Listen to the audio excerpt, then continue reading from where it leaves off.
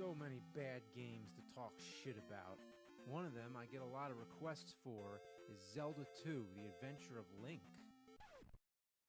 Really? That's a bad game? I thought it was pretty good. I mean, look at it. It's gold. But it's a mixed opinion kind of thing. Some people love it, some people hate it. With the first Zelda, I think everyone agrees it's a masterpiece. Sure, maybe there's some weird stuff in it. I don't know why one of the labyrinths is shaped like a swastika, or why the enemy names are so random. What do you call that? A rabbit's head? Wrong. A Pole's voice. What's that? A mummy? Gibdo. What's that? A ghost? Guinea. What's that? Well, it's kinda like... What?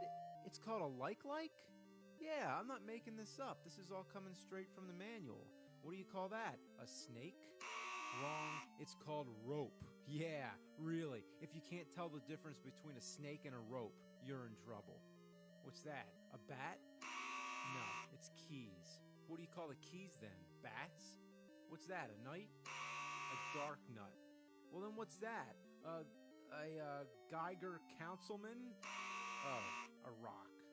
What's that? A spider? A tektite. Now what the fuck is a tektite? Is that even a real word? Let me look it up. Yeah, it is. Tektite. Any of several kinds of small glassy bodies in various forms occurring in Australia and elsewhere, now believed to have been produced by the impact of meteorites on the Earth's surface. Yeah. Or a spider. Well, fuck. Let's move on to Zelda 2. It's been a while since I played this. Is it good? Is it bad? Let's get to the bottom of it and see how well it holds up today. Well, the overhead world does kind of suck. Everything looks like a block, Link is so minuscule and looks like a little gnarled green turd. But also he manages to be larger than the houses. How does that explain when he walks into the town? Does he shrink in size? Well, then again, how did Link always carry so many items with him? It's not important. It's a fantasy world where nothing makes sense. The most common generic criticism I've heard is that the game is a side-scroller, for the most part, and none of the other Zelda games were like that. Well, think back to when it first came out. There were only 2 Zelda games. One was an overhead view, and the other was a side-scroller, mostly. So there is no real standard yet. The annoying part is that you can't fight anything on the overhead view. These generic cookie-cutter enemies pop out of nowhere, and if they touch you, it brings you to a short battle screen. This is a good chance to rack up on experience points. But most of the time, you're just trying to get from one place to the next, and you have to keep stopping to fight these bastards. The enemies you fight and layout depend on where you got caught. If you got caught on a grassy field or in the middle of the woods, it's always different. You might get swarmed with enemies, or you might have it so easy there's no point at all. Like here, all I gotta do is dodge these fuzzy fuckbutts and leave.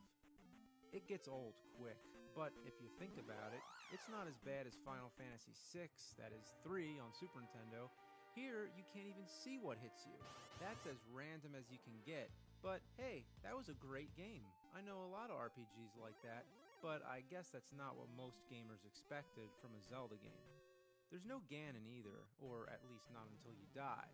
Well, this is the only direct sequel to the original game. Zelda's in a sleeping spell, and Ganon's been killed, turned into red ash. Now, supposedly the other villains are trying to resurrect him by using the blood of Link, similar to the Hammer Dracula films where they always mix somebody's blood into Dracula's ashes. So it's kind of disappointing that the only time you see Ganon is when the game's over. Not to mention, what's that look like? Could he possibly be holding his sword in a more suggestive position? The object of the game is to go into towns, learn magic spells, and go to palaces. In each palace you find a new item and defeat a boss. I've heard some rumor that if you defeat the boss before getting the item, the palace will turn to rock and you won't be able to get the item. But as far as I'm concerned, that's not true at all. The palace only turns to rock after you've completed everything. One thing I can say is that this game is hard as shit. I think we can all agree with that. That doesn't mean the game's bad, challenge is a good thing, but challenge should be given to the player in increments, meaning a game should gradually get harder as it progresses, and that's where Zelda 2 dropped the ball. The first 2 levels are pretty easy, but then it hits you with Death Mountain. Holy fuck.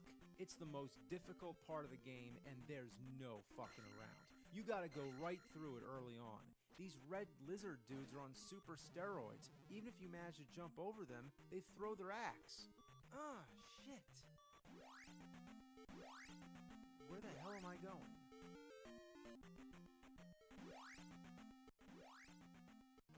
Oh, god damn.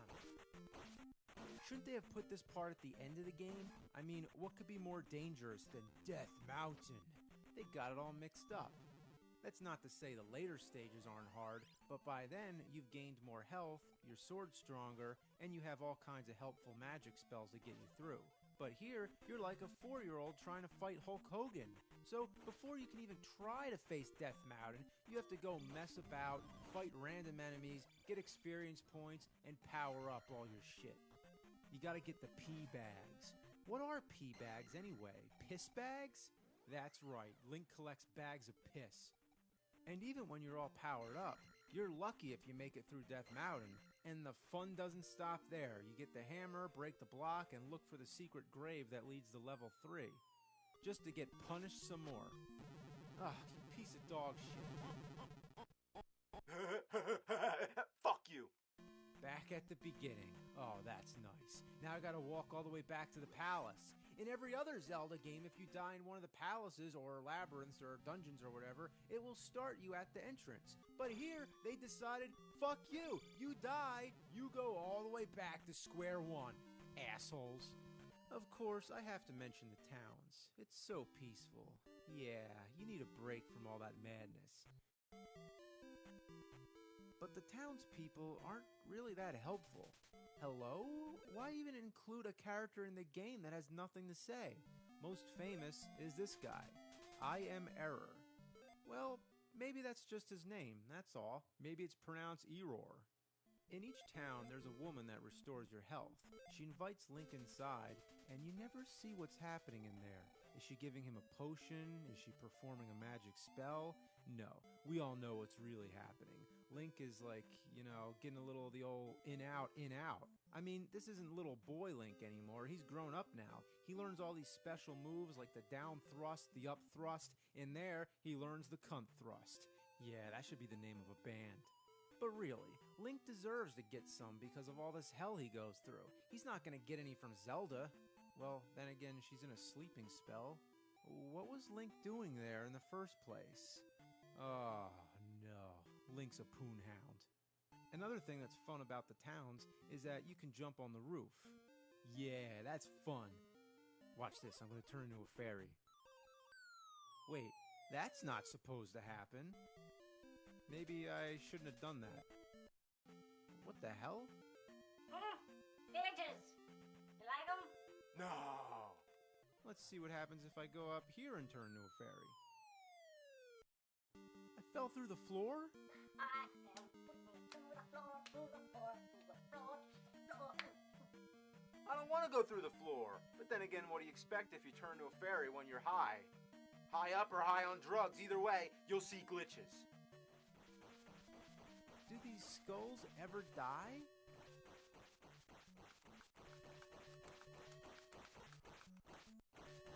You'll kill your thumbs faster than you'll kill this thing.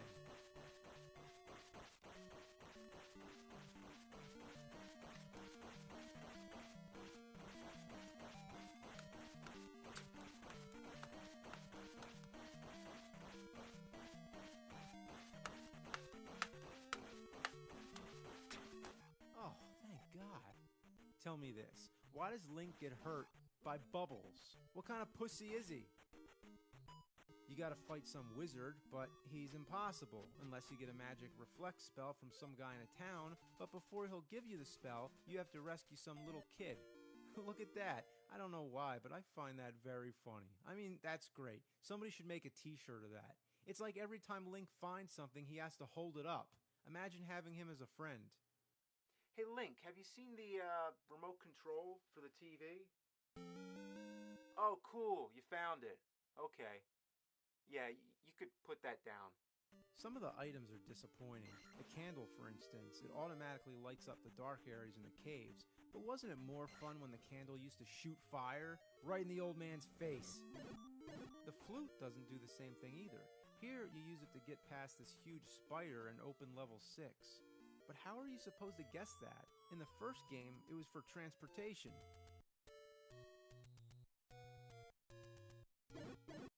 What the fuck? Oh, and I hate these horse heads. The way they move up and down, it reminds me of the Medusas in the Castlevania games. Yeah, anything with a pattern like that. These games gave me so much stress as a kid, I developed a psychological complex. Whenever I see wavy lines, I get fucking pissed. Sometimes I try to cheat. I turn into a fairy and fly around. I know it's really stupid, but if you're gonna cheat, you might as well be a fairy while you're at it. It doesn't work that great anyway. You never have enough magic to do it, and there's a wall. Damn!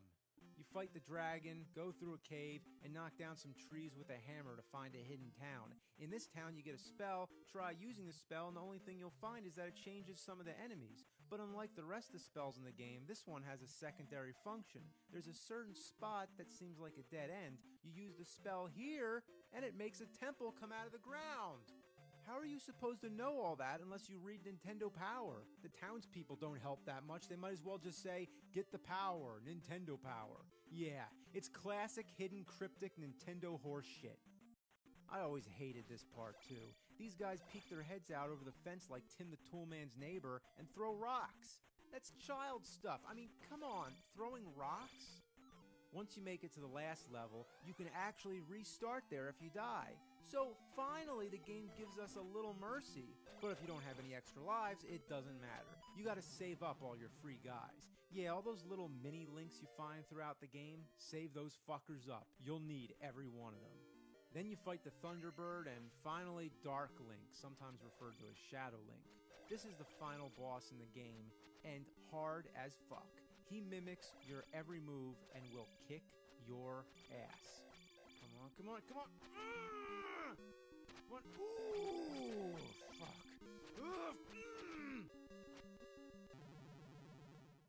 Well, it's impossible. I have better luck trying to fight my own shadow. You motherfuckers, come on! God damn! You can't beat your own shadow, and that's what this game is. It's your dark alter ego that knows more about you than you know yourself. I don't know how you could win unless you're really hardcore. Some gamers are so hardcore with the first game, they've actually made it to Ganon without the sword. That's insane, but people like a good challenge. You want a good challenge? Try beating Zelda 2 with the Power Glove. Yeah, that's a laugh. In conclusion, it's still a great game, but many consider it the black sheep of the Zelda franchise. And understandably, it's very different from the first game, but obviously Nintendo didn't want to just rehash the same game over again, so they tried something new. Some people were confused, and admittedly it had some mixed results.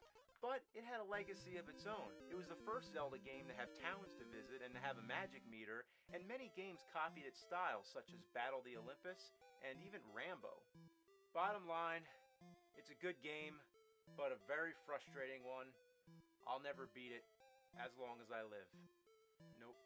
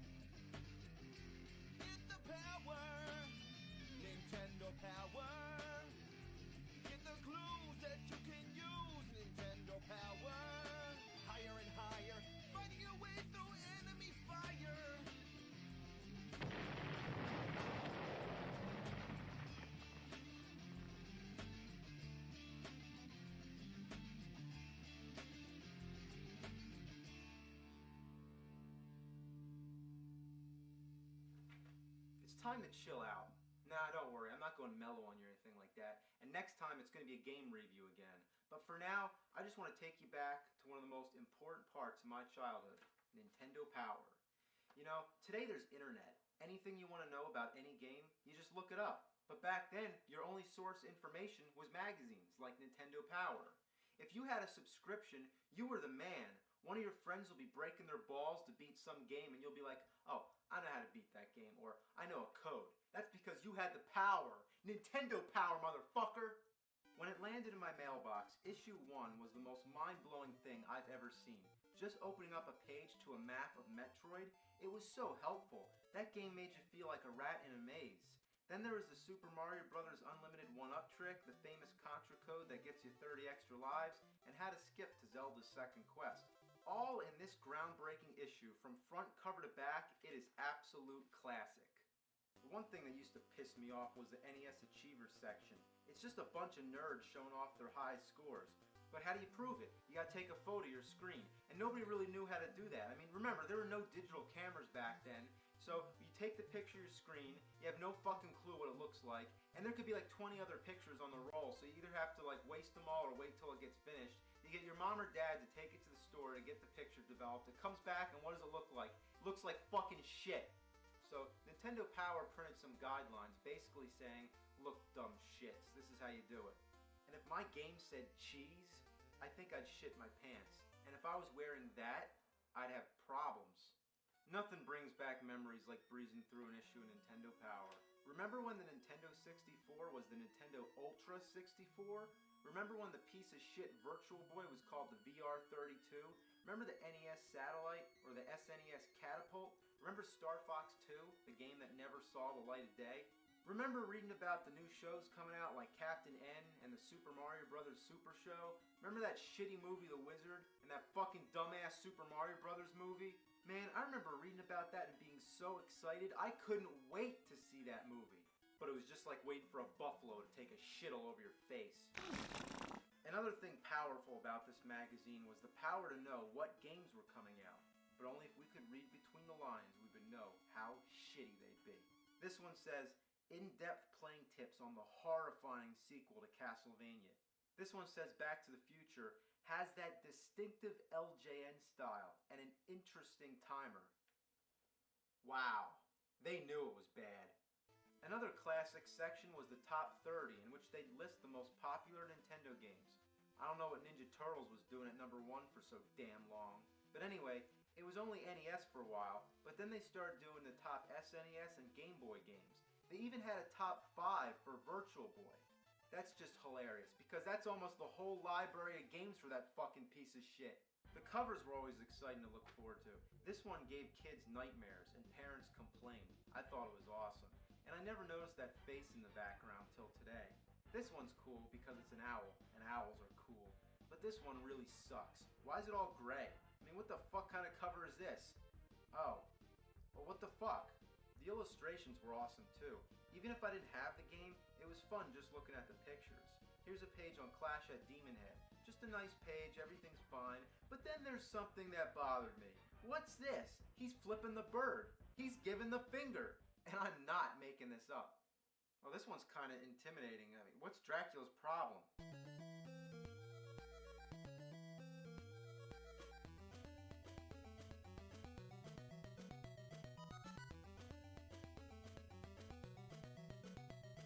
Speaking of illustrations, there were also the comics. Howard and Nestor were classic. Usually would relate to a new game that was coming out, like this one's about Castlevania 2. It even makes mention of that weird tornado thing. There's also a Tetris comic, Battletoads, Zelda, Mario, Star Fox, Metroid, Shadows of the Empire, and Killer Instinct. The ads were kind of weird. This kid better be careful not to get those games wet. Actually, those games suck ass. Throw them to the sharks. Wow, there you go. Huddle around the phone. Charge your parents' phone bill up the ass. Unmask the power animal in you. Uh-oh, here we go. And radicalize your game with a subscription to Nintendo Power.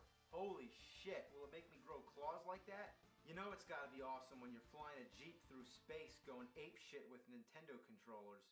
This one's so weird, somebody actually wrote a letter asking, did you really freeze a Super Nintendo? I'd love to know. The answer, Ah, Jay, the wonders of special effects and photographic tricks. The answer that you're looking for is no. The block of ice is actually just a plastic shell. It's way cool though, huh? As Nintendo Power progressed, the ads went from being weird to just being fucking disgusting. Why the hell is there a picture of a jar of toenail clippings in a video game magazine? What were they thinking? Now here's the worst one yet. It's some old creepy bitch holding a log of shit. God damn. One ad was so gross, I stapled the page shut. I'm actually not joking. Then this one just shows a hurl bag. Yeah, that's great. That just sums up how I feel about the whole situation. Nintendo Power. Don't open unless you got a barf bag. Each issue always came with a poster. As you can see, I still have them on my walls, but each one represents frustration. Getting these things out without ripping the fuck out of the poster is just a real shit sucker. Ah, fuck!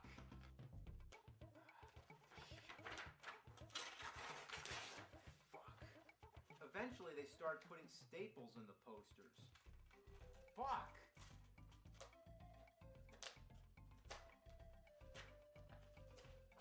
Piece of shit. Besides the posters, there's a lot of stupid shit like this Donkey Kong iron-on t-shirt. This weird scratch and sniff Earthbound thing. Oh, it stinks! Then there was also these cards in the back. I mean, what's the point? Star Fox looks fucking pissed. Speaking of Star Fox, there was also this fighter jet paper cutout model. Then there are those magic eye pictures. You're supposed to stare at this thing and see Mario or something. I don't see shit.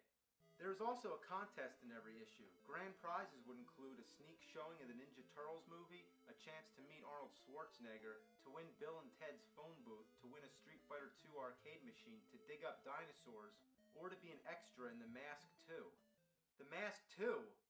Oh, that's a great prize. That movie never got fucking made, unless you count Son of Mask, but that wasn't until about 10 years later. And did they give the winner a rain check for that? To be in a movie with a computer-generated baby, or any of the other sequels to Jim Carrey movies that don't have Jim Carrey? Then there's this prize. It's just plain weird. Have you ever dreamed yourself in a tropical paradise, surrounded by sea and sand, a volcano rising at your back? Well, not if it's erupting like in the picture. It's tropical, dude. There's the sun. I don't really see the sun. There's fun. Oh, that's where the fun is, right there. Surf. Okay. You're right there. Okay. Sand. Well, that is definitely sand. And trees. Yep, there are trees all over the place. There's also a contest to design enemies for future Mega Man games. Some of the entries would include Balloon Man, Sun Man, Yo-Yo Man, Spring Man, Magic Man, Clock Man, Whip Man, Spook Man, Clown Man, and the only two female characters were Mega Woman and Mega Girl. Then there's Weasel Letta and Terror Teddy? What the fuck? Nintendo Power was great, but as it went on, they made some dumb decisions. It was really nice when the spines were all numbered, so I can easily organize all the issues, but then, what the fuck? That's so inconvenient. I mean, some of them didn't even have the number on the front cover. You had to open it to find out. Then they came back to their senses and brought the spines back with a picture of Mario. Way to go, above and beyond. So, let's read some letters. Here somebody asks, do your Nintendo tapes only last 5 years? Does it matter if you set them on chairs or if you put the controllers on the floor? Huh. Here's somebody sending a recipe for Mike Tyson's punch. Oh, that's funny. Oh, and oh my god, here we go. We got a Zelda rap. It's a Legend of Zelda and it's really bad. The creatures in the game are really rad. This sounds familiar. Alright, now we got some Mario jokes. Why did Mario cross the road? Because he couldn't find a warp zone. What kind of fish would dare to attack Mario? A barracuda. How does Mario know what will happen in the future? He uses a Luigi board. Oh, God. Alright, now we got some Zelda jokes. How did Link win the basketball game for his team? He used his hook shot. What did Zelda tell Link when he couldn't unlock the door? Triforce. What did Link say to Ganon when he captured Zelda? over alone. Okay, here's a really weird one. If Mario Paint has 41,664 dots available, judging from page 112 of the Mario Paint Player's Guide, and 15 different colors to choose from, then did you know that there are a total of 978857121979410 different possible images to create on a single page? That's a lot, eh? Just thought I'd tell you. Thanks, Ian. That's certainly some useful information. Now we got some complaints.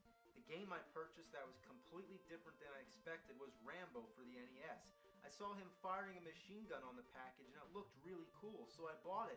When I got home, I started to play the game. It was boring. All you do is walk around and fight with a knife. The only enemies I met were spiders, gorillas, bugs, etc. Tell me about it. We'll get to that one sometime. Ooh, here we go. I once bought a game from a friend called Fester's Quest.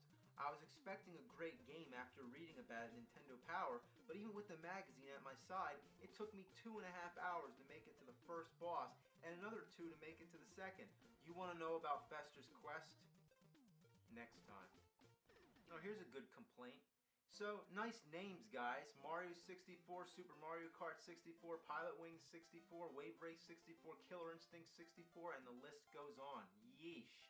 I'm not really mad, but I think you guys could at least put some effort into the names of the games.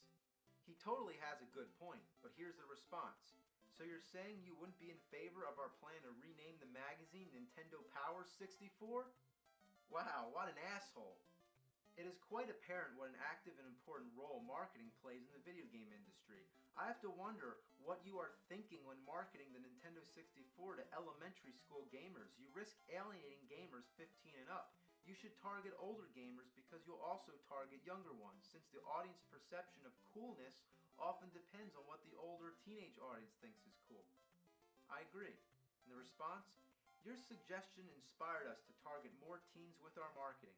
So tune in to a very special episode of Friends this week to see... Okay, here's my letter.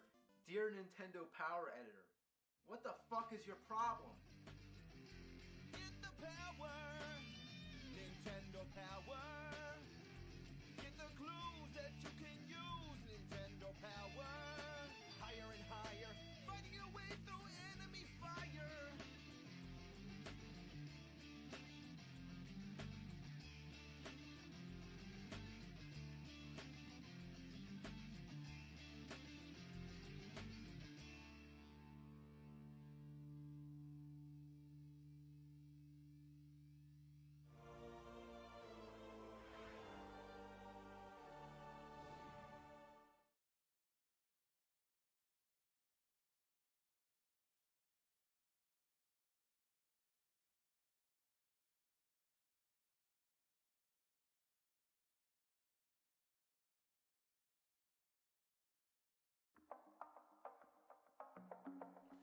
Hi, and welcome to another Art Fabula video. I just wanted to thank you about the pre-orders of the new Art Fabula toys, the Sofubi toy Gecko one. It's been a great pre-order, and it's still go on until Tuesday. So please, if you go to the website, you can pre-order the Gecko one just until Tuesday. No more. This is the last time you will ever get this color Gecko one. This is the first edition of the Gecko one. So go to the website and pre-order. Thank you very much for this. Now I need to put all these orders in place. I need to paint them, and I need to begin construct this little guy. So I need to fix. I have a lot of those pieces without cutting. I need to cut them out. This is the uncut piece, and this is the cut piece. So I need to make all these holes too, and put all the toy together. This one here, this is the prototype, as you see, but this is the unpainted prototype, and this is the first Gecko one version, the green one, and this is the one that is on pre-order on the website right now until Tuesday. So please go and pre-order it. So I need to paint this in this. So let me fix these things, and I will show you how to paint the Gecko one in a few minutes. So this is the complete Gekkogon without the painting after mounting all the pieces I have been cutting before. So this is just the white version, the blank version of the toy, and I need to put the color on it. I have already chosen a few colors that I want to use in this toy, and for choosing the colors you will need to get a few color schemes and color palettes that work with themselves together. So those are the colors I'm using. I will talk about them later, but the first thing I need to say about painting the Gekkogon, painting a vinyl toy, a Sofubi toy, is that you need to clean it. You need to clean it before the painting because it has from the factory some kind of oily thing around it in the own vinyl. So you need to clean this vinyl thing so that the color sticks to the vinyl. I have a video about that, but if you want to know, I'm just using warm water and soap to clean the toy. For the colors, for choosing the colors, I watch a lot of videos, I watch a lot of image, I have a few reference books about toys, about insects, about reptiles, and I have chosen a few pictures that I like. And then I choose the colors of those pictures. For example, for the Gekkogon, I had this color in mind. It's a green and red color in mind with a yellow eye, and I needed to choose something that worked with those colors that I found in a magazine. So I choose a few colors from my repertoire. I have a lot of paints here, as you see, I think you see, in this desk. So I need to choose a few colors that works with the idea I found in a magazine and with the toy. The colors I have chose are, for the base, I have this turquoise color and then a yellow-green on top of it. That's the base green of the toy. And then I have chosen a coat of red metallic for the base also, for everything that is red or pink, for the mouth, for example, for the ears, and here and here in the back. So that's the red one, and then on top of that I have also a metal peach on the metallic part here, here, and in the ears there. Then I use a little bit of pink and a little bit of red and a little bit of white to paint the tongue, and the white and yellow colors, not really the yellow color, is some kind of metal yellow for the eye and the black on top of it. Then I use some kind of dark egg green for the hands and for the feet and the back of the ears. And then a metallic green also for these horns and a little bit around the arms and the tail. So it has a lot of colors around it, a lot of details. And this is something that I really like with this figure, that I can play with a lot of details, a lot of colors, a lot of nuances. It's very difficult to see it on camera, so you need to maybe hold it on hand and watch it and look at it, and you can see the blue, a little bit of blue, a little bit of turquoise, a little bit of green and white all around the body, and these metallic colors too. So it's very difficult to put all these colors on a picture, especially here in Sweden. In Sweden it's very dark. Here inside this studio, this room, is very dark, and it's very difficult for me to show you the real colors of this toy all over toys. But as you see, this is the basic scheme for the first Gekkogon toy, Sofubi toy that I made. So I hope you like it. One thing that I also wanted to talk to you about when painting a vinyl toy are the tools I use to paint the Gekkogon and the tools I use to paint Sofubi toys. I'm always using the Hansa 281. I think this one, these airbrush are especially good for the painting of Sofubi toys. I have a video also about using these kind of tools, the airbrush, but this is just one action tool. It means that you don't need to press down to get the airflow. So this one is very, very good. Then I use the rapid thinner, of course, and the leveling thinner to use on the paints, the metallic paints. I'm using the rapid thinner. You will need the rapid thinner for the metallic paints, and for the normal paints I'm using the leveling one. I have experimented with a lot of thinners, but the Mr. Color thinner, the leveling one, works very, very well with the colors that are not metallics. For example, this light blue, normal color. So metallic colors, rapid thinner, and non-metallic color, leveling thinner. Then the next thing I use to clean the, I have been painting with this one, so this need to clean that one. But the next thing I use to clean the airbrush is the Mr. Tool cleaner. This one, I'm not so sure about this one. This is the Mr. Tool cleaner. I'm not so sure about this one because I think I can use a normal thinner that is not so expensive as this one, just to clean the airbrush. But it's working very well.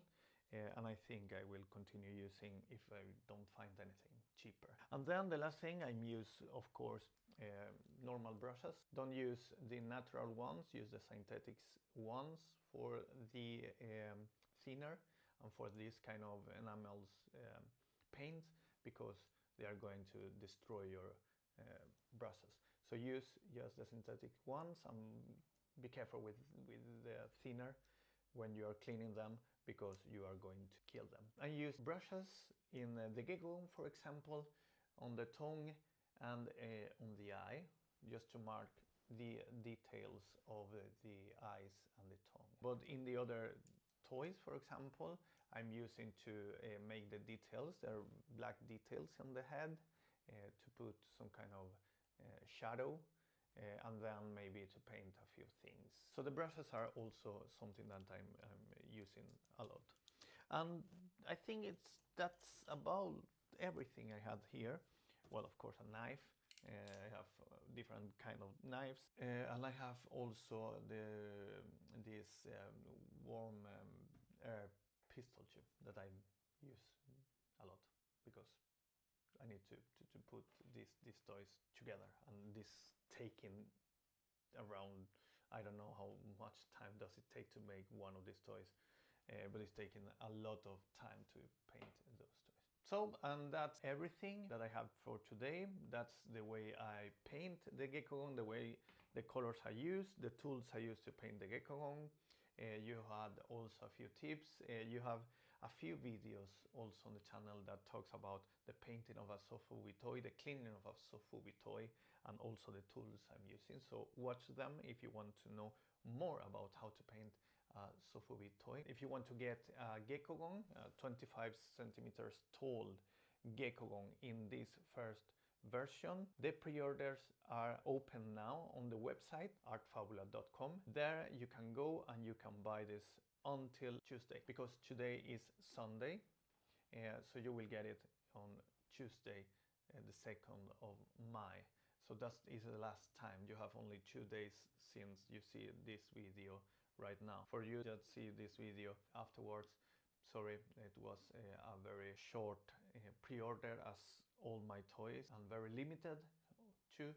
So the best thing you can do is to subscribe to the newsletter. I will give you the link in the comment, and for the next time maybe you will get a new King LMA Kazar, maybe an Egi custom, Captain Bebop custom, or something like that. So subscribe to the newsletter, to the VIP community, because you get a lot of things there too.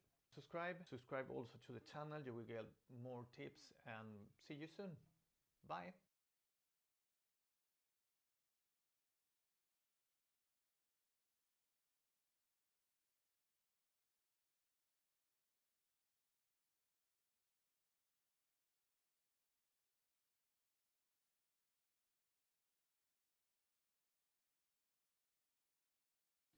Hi, and welcome to another Art Fabula video.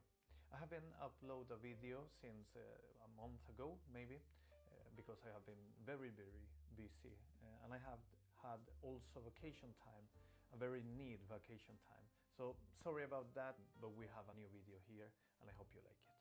This time I would like to tell you my reasons why I began with this company and with this art toy thing.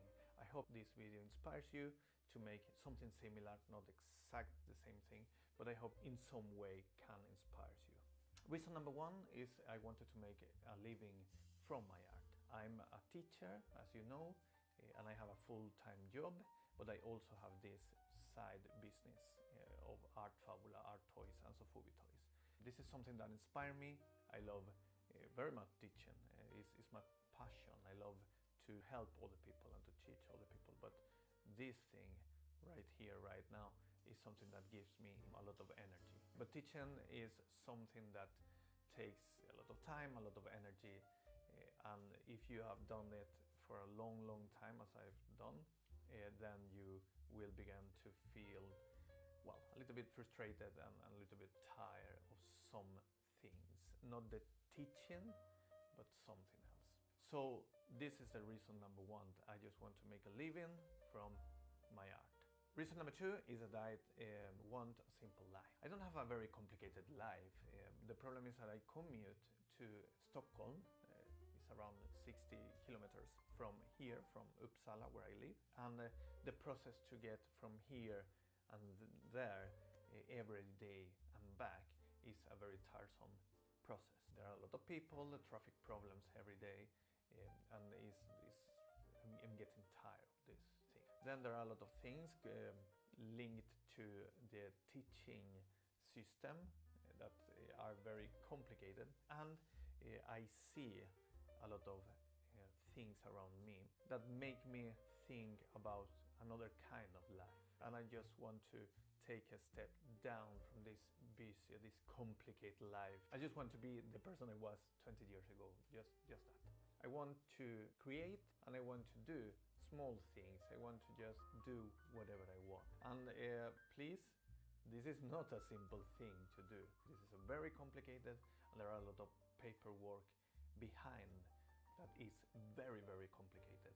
It's something that it's killing me too. But the thing that I like the most, the thing that I think is the simple part of it, is that I come here to the studio and I take my toy, I think about maybe color scheme, and then I begin to paint.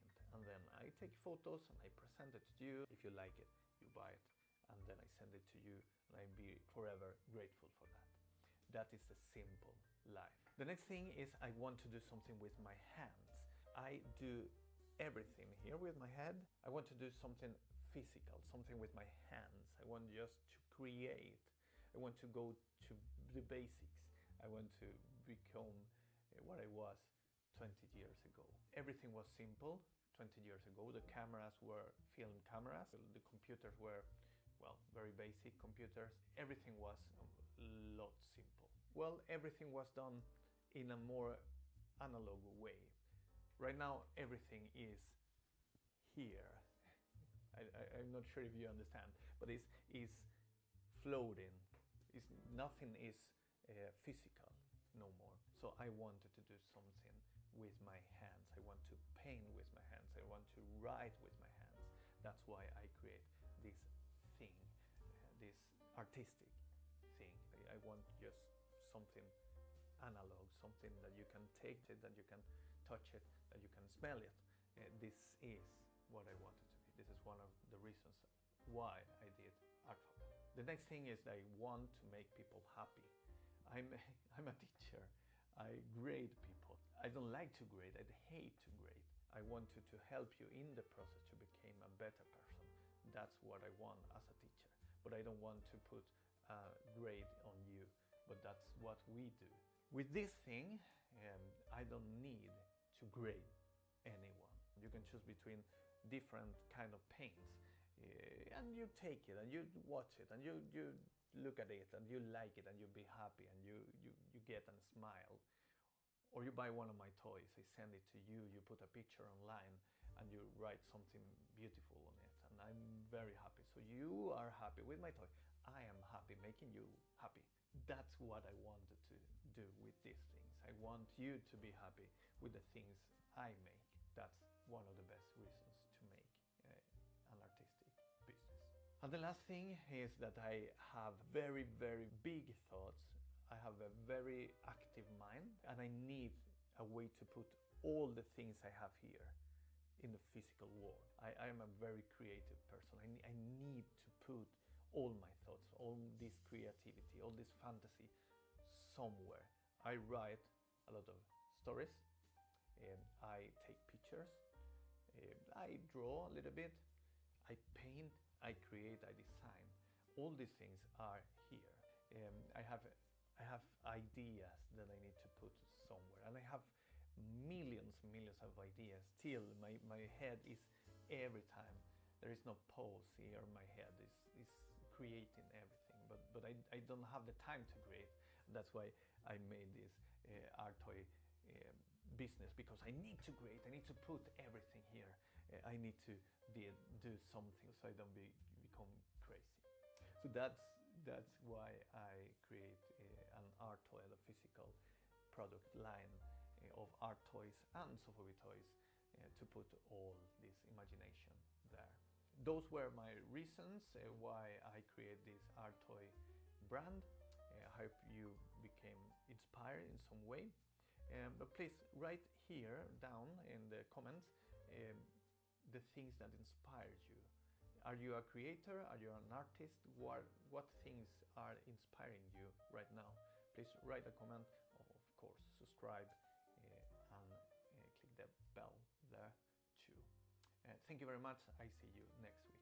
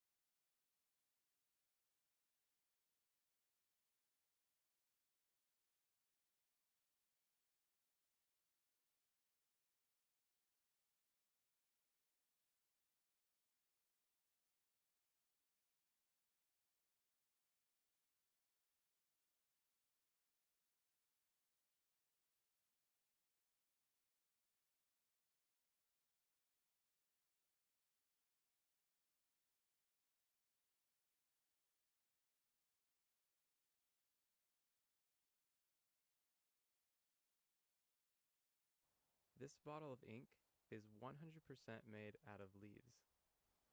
For about a year, I've been on this kick of finding natural materials and trying to make paper out of them.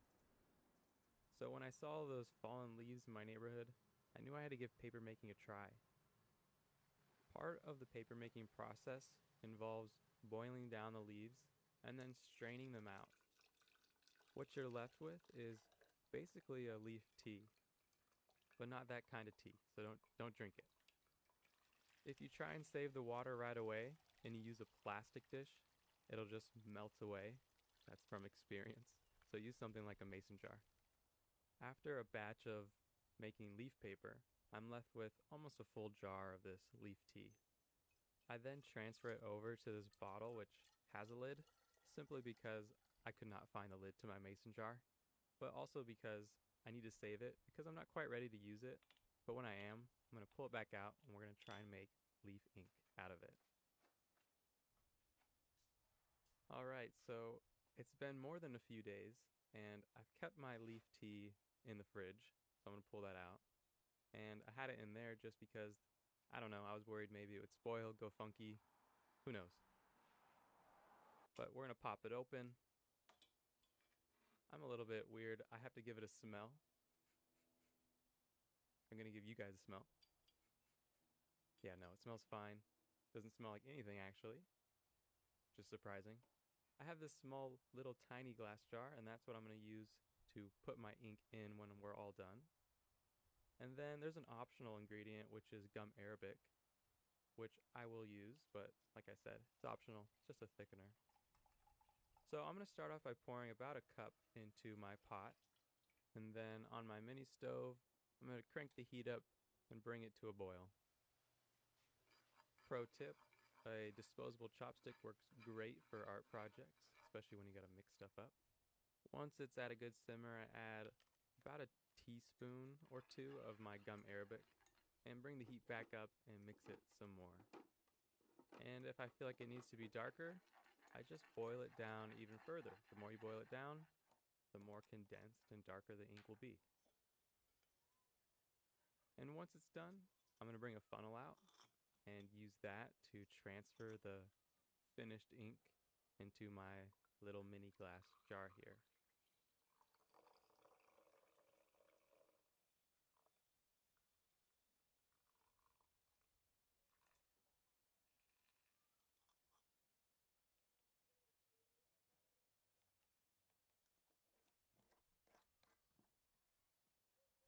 And there we have it, 100% leaf ink. Let's put it to the test. This is a drawing I did with store-bought ink way back in college. It's an Albrecht Dürer study. I'm going to use this as kind of my comparison. And the pens I'll be using are these dip pens and maybe even test out a watercolor brush. I'll be using it on watercolor paper. So this is the first time I have ever made ink. It's also the first time in a long time in which I've drawn with ink. So I'm just doing a quick warm-up, testing it out, and I'm super happy with the way it works. It's better than expected. But let's put it to the ultimate test. I have this sketch of some moose, which is actually a study of prehistoric artist J. Matterness. And I'm just going to dive right in. I have the sketch, and I'm going to be using the leaf ink to fill in the outlines and the fur in this drawing. And I do apologize because I don't usually film myself drawing, and as an artist, you never really realize how close your face and eyes and nose get pressed up to the paper, so there's probably going to be a few times where my head dives in front of the camera. But I did want to show you the whole process of completing a drawing with the leaf ink so that you can get an idea of how it works, and maybe you can go make your own ink. And if you're curious, I did follow at least somewhat of a recipe that came from the National Park website on how to make your own ink. They give you a recipe on how to use coffee or tea, which you can use. They don't teach you how to use leaves to make ink, but after this experiment making ink, I have a feeling you can use all sorts of natural materials that if you boil it down and are able to get, a dark liquid from it, you should be able to make ink out of almost anything. Although just be careful what kind of natural materials you boil down. You don't know what kind of chemicals you're going to be boiling down, but leaves and grass and other things should be just fine. And like I said before, it's been a long time since I've drawn with ink, so this is kind of a fun experiment for me, fun kind of practice. And I guess I'll describe the way the ink feels a little bit. It actually feels exactly how I remember drawing with black ink in school, in college. The ink sits on the paper really nicely. It flows really nicely out of the pen. I did not have any issues with smearing, and I haven't had any issues since drawing with it of any fading. So you can make free ink out of leaves if you don't mind being a little weird and collecting leaves outside your neighborhood or in your city and people watching you pick up leaves and put them in a bag. Just tell them you're making ink for free. And here's the finished sketch, the finished drawing of these moose. And yeah, I still am happy I'm able to draw at least somewhat, and I'm very happy with our 100% leaf ink. Thanks for watching.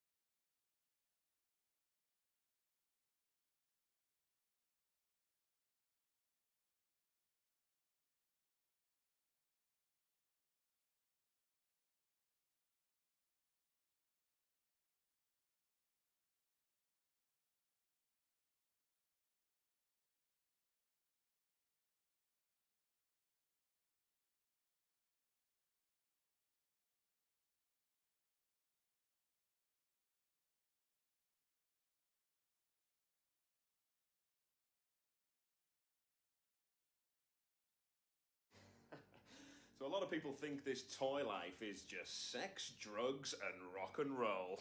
And sure, it is all those things, but there also comes a time when the laughter has to stop. It's not all glitz and glamour. Today I'm going to be talking about some of the problems I've been encountering on my current run of toys, the He 1000.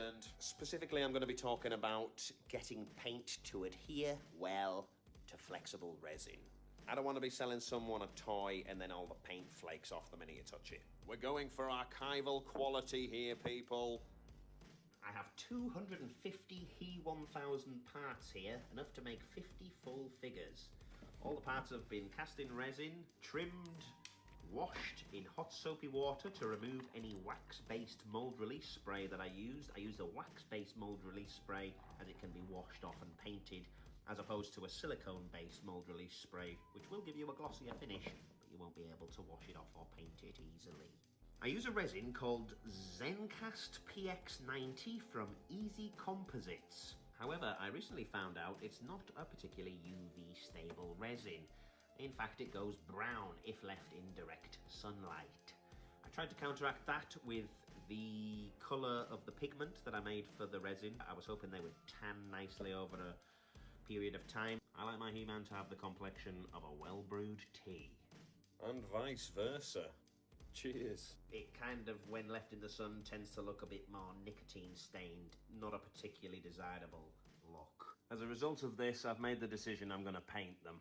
For the flesh tone, I've landed on this one, Makeup from Montana Gold. I've done 2 tests here. This is actually Molotov Gold Cappuccino colour. I haven't tested it in that colour, but they've both been cleaned with hot soapy water.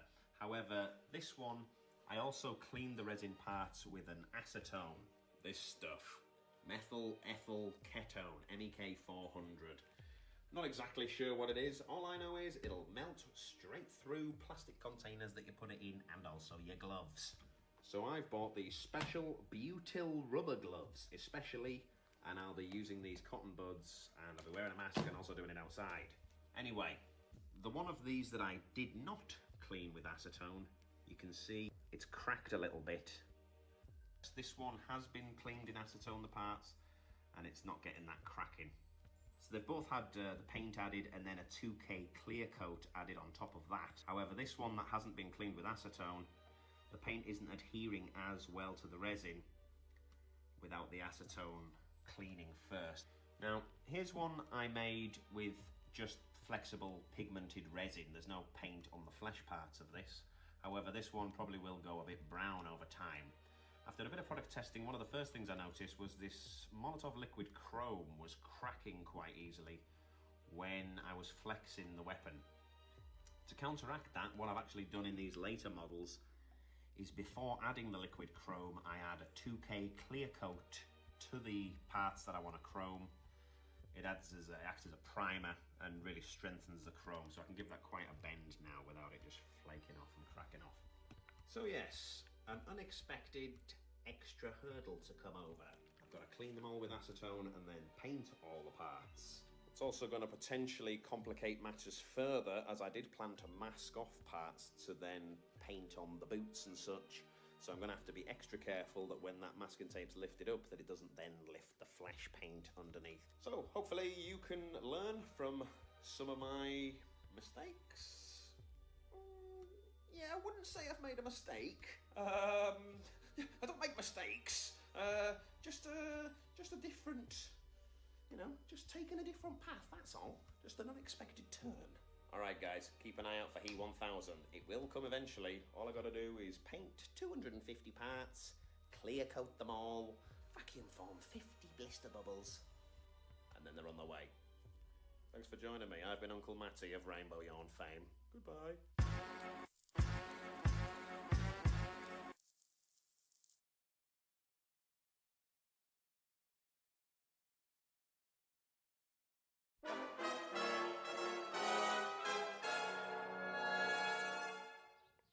Hello, welcome to Uncle Matty's Toy Reviews. In today's episode, I'm going to be looking at some new reaction figures that I've just received from Super 7. I've had a few things from Super 7 in the past, including this He-Man print poster, which is like an art print for the original art done for an 80s children's storybook. The sort of vintage-looking He-Man and Skeletor figures. These are modern figures. They've been made to look more like He-Man was supposed to look in the cartoon. But I'm not sure where they got that idea from, because it kind of just looks weird. Apart from that, everything I've ever ordered from Super 7 has yet to arrive. I was kind of hoping one of these would be the new robot vintage He-Man figure, which I've ordered. But alas. Today I'm going to be looking at these reaction figures. These aren't a line of figures that I've ever been particularly interested in the past. 3 3/4 inch figures aren't really my kind of thing.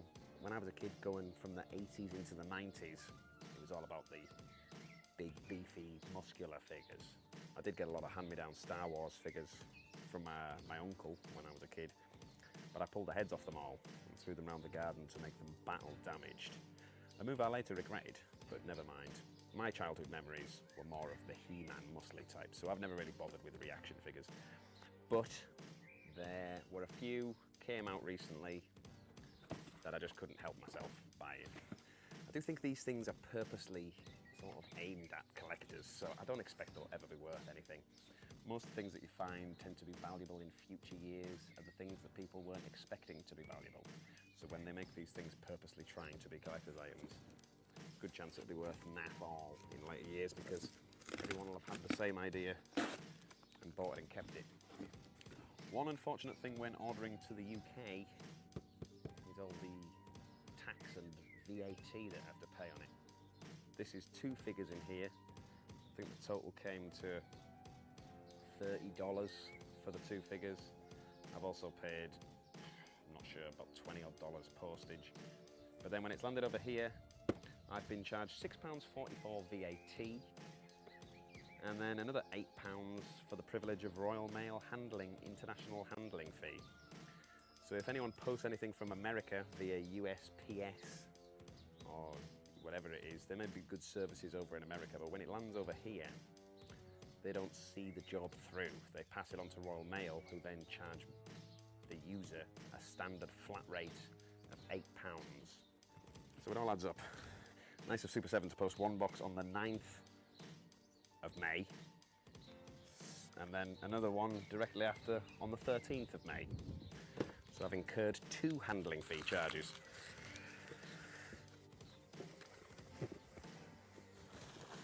Anyway, these were released on Alien Day, which I think was the 40th anniversary of the release of the film Alien by Ridley Scott. So this first one is the big chap, the alien from the film Alien. And these were the, I can't remember what they call these, packaging, like the pre-release concept artwork. And they've turned it into the packaging. Whoa, in space, I can't hear him screaming. Where's his eyes? Oh, there is his eyes. There are things so terrifying, they only exist in a nightmare or outer space. I think they probably did right to go with the in space, no one can hear you scream thing in the end. And here's the other one I got. It's Kane from the movie Alien. And he's got something on his face. A face hugger. And this one's been produced in red for some reason. Again, it's got the concept art for the film. They look quite cool. Slightly pointless. But I mean, hey. And all toys. But this one's got like a blue glitter in it to presumably represent this bit of the concept art poster. Bit of a stretch. I'd rather have had a figure of a man with a red face with a big spacey hole in his gob. And yeah, apparently that's their interpretation of this bit of concept art. I think they're kind of clutching at straws for new figures there, but never mind. They do look quite nice, don't they? Quite cool. I don't have any of the other, these are my first reaction figures. Here's the other one.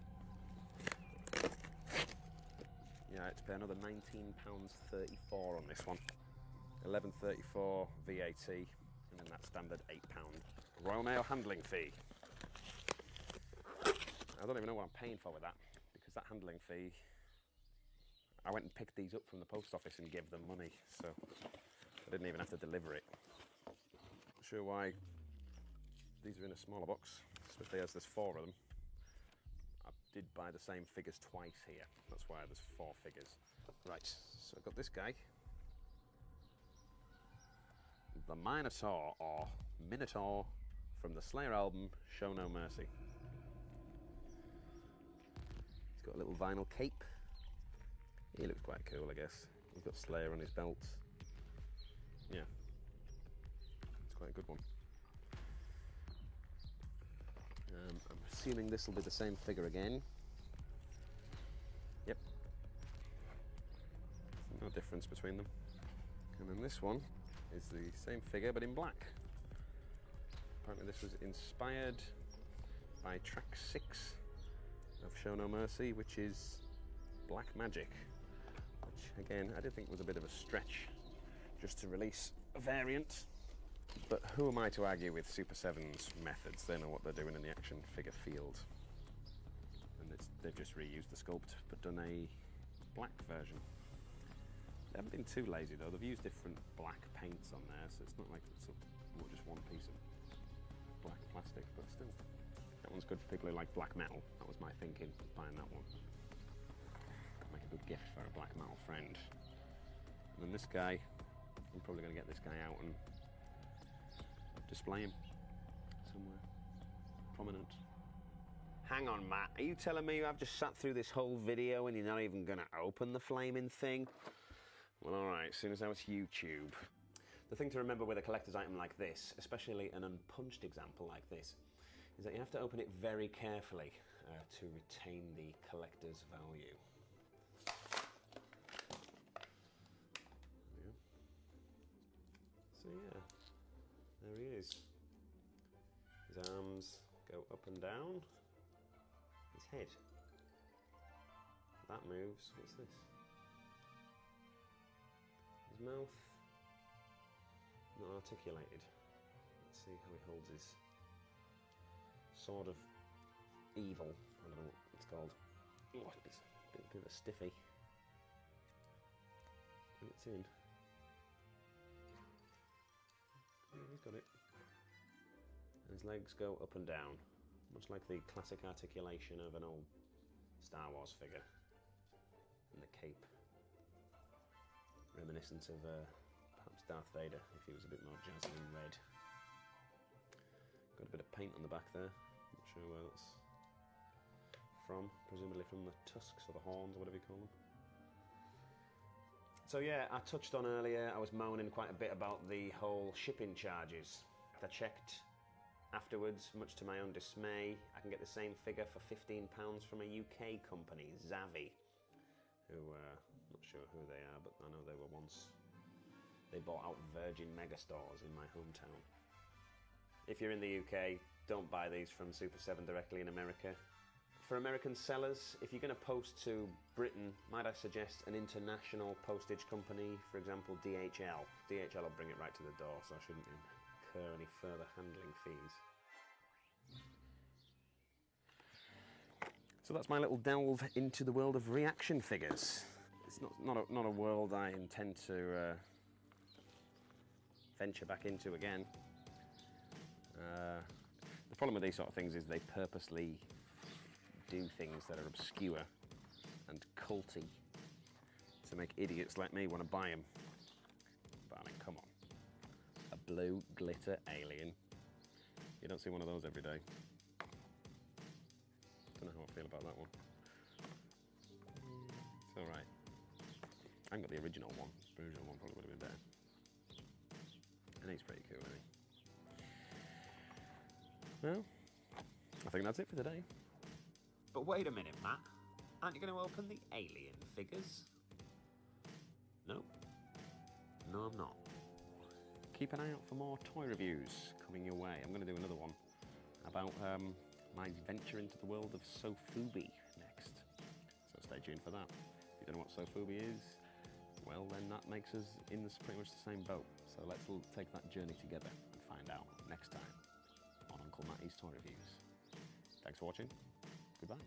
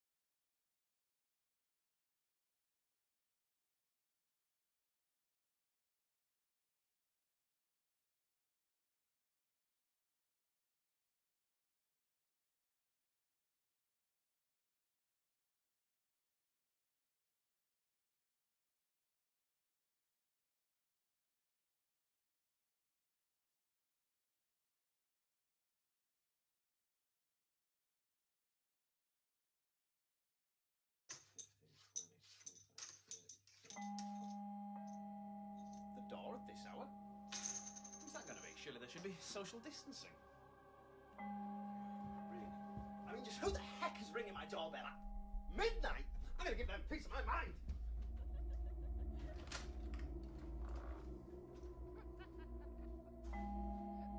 All right, I'm coming, for goodness sake. Who is it? Who goes there? Oh, no, not again. No, not again.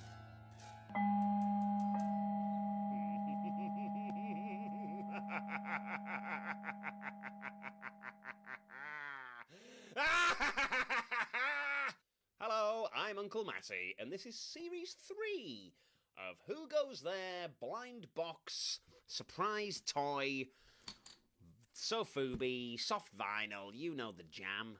We've got some new artists in this box. I've written them on because I don't even really know who they are. Vilesaw, back again for the Series 3. This guy's new. Tetsunori Tawaraya. Sorry if I'm pronouncing that wrong.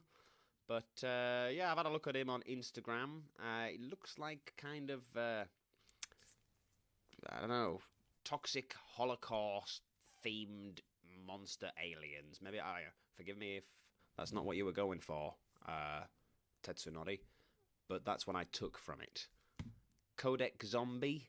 Again, he's new. I'm not really sure. I'll put some stuff on here about what he's about. Retro Band. Come on. We all know what he is, who he is by now. We should all be familiar with his work. We've seen him in the other videos. If you haven't seen my previous unboxing videos, what the hell are you doing? Get over and watch part 1 and 2. This guy here, there's a bit of confusion around his name, at least with me. I believe he's called Buana Spoons. Gibberish. I don't know what that means. Just a name, I suppose. What does Matthew mean? But his @name is Banana Poons. So he's @Banana Poons on Instagram. Very simple. Also known as Buana Spoons. Maybe that'll make more sense to you than it does me. And then here's a nice easy one. Joe Whiteford. Or Whitford. He's new, he's new, he's new, he's new. We've got 1, 2, 3, 4, 5, 6 artists. There's only been 4 in the previous ones. Retro Band, Vilesaw, Arshavsky. He's gone. The Last Zectron. Also gone. So we've got Vilesaw. Anyway, let's shut up. Now, as you know, I always collect the boxes. So I've got my special containment unit off to one side to store those carefully in. Got to keep the collector's value. P.S. Side note. Remember these? That's right, the tokens from the previous videos that I didn't really understand what they were for. Turns out, I've got 185 of them. And after speaking to the lovely people over at Unbox Industries, I found out that these are usually... You would take these to a toy show with you. And the more of these you've got, the more entries you get into the Unbox Industries lottery to win more toys. So, thank you, Dan, at Unbox, for clearing that up. I was going to go to ToyCon UK this year, but obviously due to the coronavirus, I didn't really fancy taking the risk. Bit of a trip to London. I'm up north in the UK. And also, as a result of the virus, you might notice I've had to wear these. Something I would not normally do. But anyway, enough chit-chat. Without any further ado, let's get into it and let's have a look at these. And what the hell?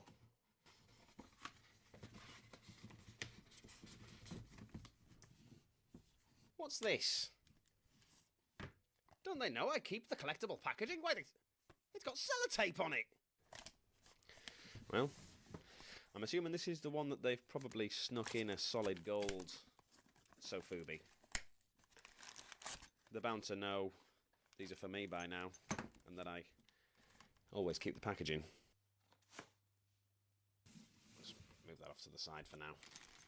Let's have a look. See who we got. Oh, it looks like my old buddy Retro Band. I say my old buddy. He has no idea who I am. Nor I he. But I recognise his toys from the previous ones. So that's a cool one. It's like a Snake Man. Zombie, reptilian bloke. He's not looking that cheery, is he? He doesn't look very happy. But then would you, if you had, a big scar across your face, a very lumpy tongue, and a marbled resin torso? Maybe you would. I don't know. But he doesn't. I like the hand and the veiny arm. Nice touches. And 5 tokens. That can just go there. These bags are great. I always like to keep hold of these. They have a million uses around the home, especially during these trying times. Next up. Now, I haven't really seen a lot of these sculpts, so they're going to be as much of a surprise to me as they are to you. Unless, of course, you've seen them, in which case they won't be a surprise to you, but they might still be to me. 10 tokens, hello! And who's this? Aha. Is So this is one of the Codex Zombie pieces. I've been quite intrigued by these. I did see a little glimpse of this online early on. It's like a floral... well, some kind of big flower. With lots of faces coming out. And one of them appears to be blowing me a raspberry. I don't know if that's intentional or if it's due to some kind of bliss that the face is experiencing. But yeah, I like that one. I think that'll be quite fun to paint. I really like that one. How much? How much tokens? Come on. What is that? A 5? Yeah. I don't know if this is a theory. Maybe I'm being a bit cheeky here. But it seemed like in the first batch that the less good the figures were, or at least the smaller in stature that they were, the more tokens they gave you. Bearing in mind, some people will be buying these as blind boxes. Now, I've learnt during the first 2 series of Who Goes There that if you buy a crate of 12, you get a full set of the 10 sculpts plus an extra 2 chase variants. Now, they do sell these individually, so if you just wanted 1 or 2, that's fine. But if you were going to try and get them all, I wouldn't advise buying individual boxes, as you'll be there all day. So I believe this is the Tetsunori Tawaraya sculpt. And yeah, I like it in hand. It's a sort of a Geiger-esque alien who sat down, looks like he's slurping away on a nice little alien pod there. He's got knobs for knees. Maybe not. Maybe it's just some kind of armoured knee pad. But his nose is definitely phallic. It reminds me of one of those monkeys. I forgot the name of them, but they've got little funny knobs for noses. Yeah. He's fun. And he's got a big bit of piping going around his shoulders, which makes me... almost looks like he's wearing a big collar. I like it. So far, not much consistency with the colours. That's alright. You never know what you're going to get with this lot. They're real wacky. No 2 ways about it. No tokens! What the hell's this? Well, no tokens. Did they not know that I like tokens? But anyway, let's get over the tokens. This is a good one. I've got a translucent blue. A couple of bubbles in the horns. That's fine, I suppose. He's got lots of little spikes on him. Yeah, I mean, I don't know, those bubbles in the horns annoy me. If that was one of my own casts, it would be going in the faulty pile. But obviously I've never made Sofubi. It's a lot different with vinyl. I'm talking resin toys. If you don't know about my own work, cheap little plug, go check me out on Instagram. Rainbow Yarn. But less of that. This one's by Banana Poons on Instagram. Also known as Buana Spoons. And I don't know what this is. It's like a kind of a fire lizard. I don't know why I'm thinking fire, but he seems flamish. I think I'll call him Hamish McFlamish. Although I've no reason to believe that is what he's called. That's just what I'm going to name him. I suppose he's more ice than flame, really, isn't he? But anyway, that's Hamish McFlamish. They're unusual, this series. They seem to have more of a sci-fi edge than the horror theming I've grown accustomed to with the prior 2 series. I can hear tokens. Yes. 5. Oh, man. Whoa. Who's this big fat pig? No, I like this one. This is a big ugly brute by JBW, or also known as Joe Whitford or Joe Whiteford. I don't know. Sorry, mate. Never heard anyone say it. But I'm going to take an educated guess and say that it's definitely one of those 2 that I said. Anyway, this is a big warty pig. And guess what rhymes with pig? Big. And this is. It's quite big. It's a green and blue marbled resin. Grey, green, and that deep, deep purple. I like that. That's the same colour as the Codex Zombie one. These are an eclectic bunch of dudes. Let's pick up the pace a bit here.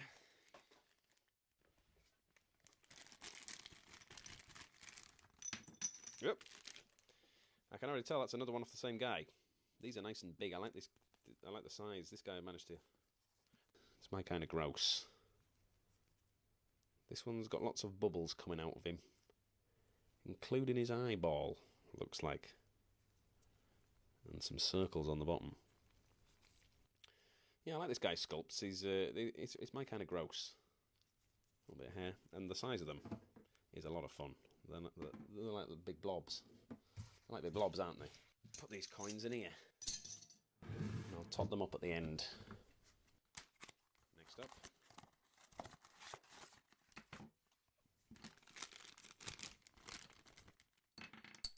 What's that? 10? Never seen that colour before. Okay, what have we got? It's a vile saw. I can just tell. There, yep, that's confirmation on the foot. I would probably describe this guy as a molten magma vampiric Teletubby. Same colour marbling as the others. So far, only the retro band being a slightly different colour marble. Obviously, old retro band here doesn't want to use the green and grey and purple vinyl. So I'm wondering if these are my two chase variants, being that they don't really look like the others. I hope not, because yellow isn't the most exciting colour for a chase variant. It'd be nice to get a glow in the dark. Perhaps a glitter. I've yet to receive any glitter in my Who Goes There boxes, but then I have seen glitter variants online. I had also ordered the kind of horrible hand that Unbox Industries do before this, but that's yet to arrive. I was hoping I could have opened that at the same time. It'll come soon. It's another Codex Zombie. And I'm just trying to work out what it is.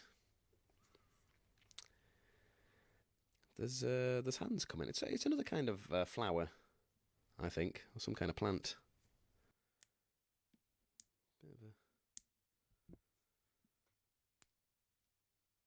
Bit of a sharp bit on there.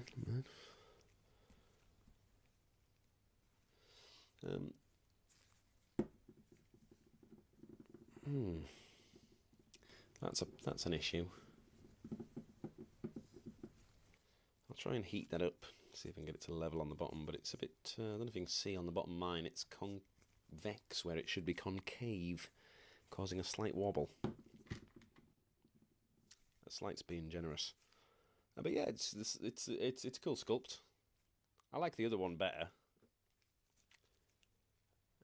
Smaller, more faces. This is like a kind of a stretched version of this, with less faces in it.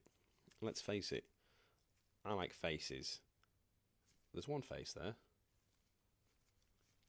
Let's open another one.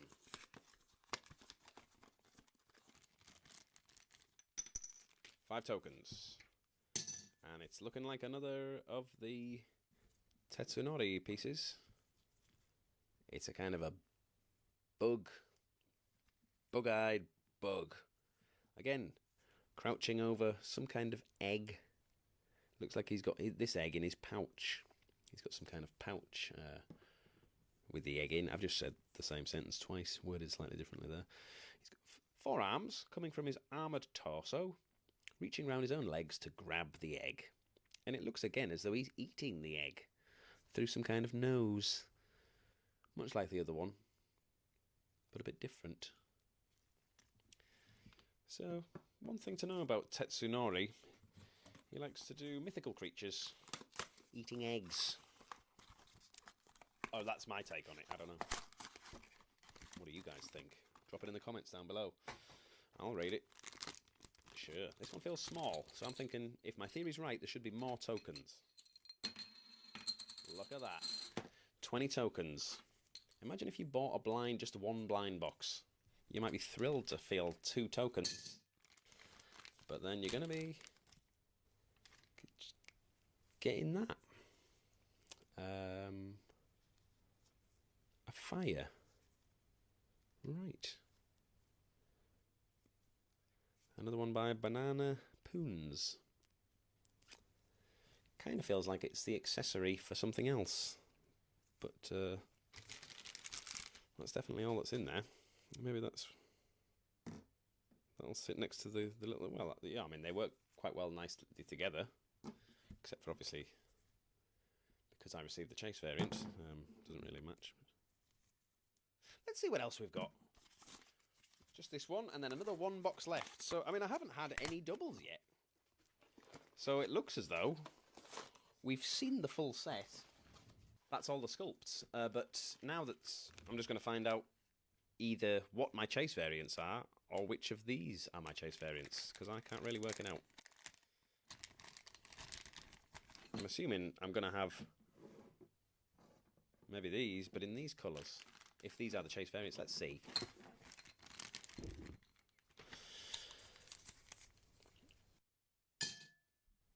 Good. Well, that goes with the fire better than the blue one. I like them as a set. That actually looks really nice, especially in that colourway. These are in a slightly different marbled red, yellow and orange and white. And I like them as a pair. They actually look really nice. I was being a little critical of the fire. Yes. That would be a bit of a letdown if you just bought one. I'm not going to lie. I wouldn't be that chuffed if I got that. But put together, ka-ching, power. Let's see what the other one is. I'm assuming it's going to be that yellow bloke.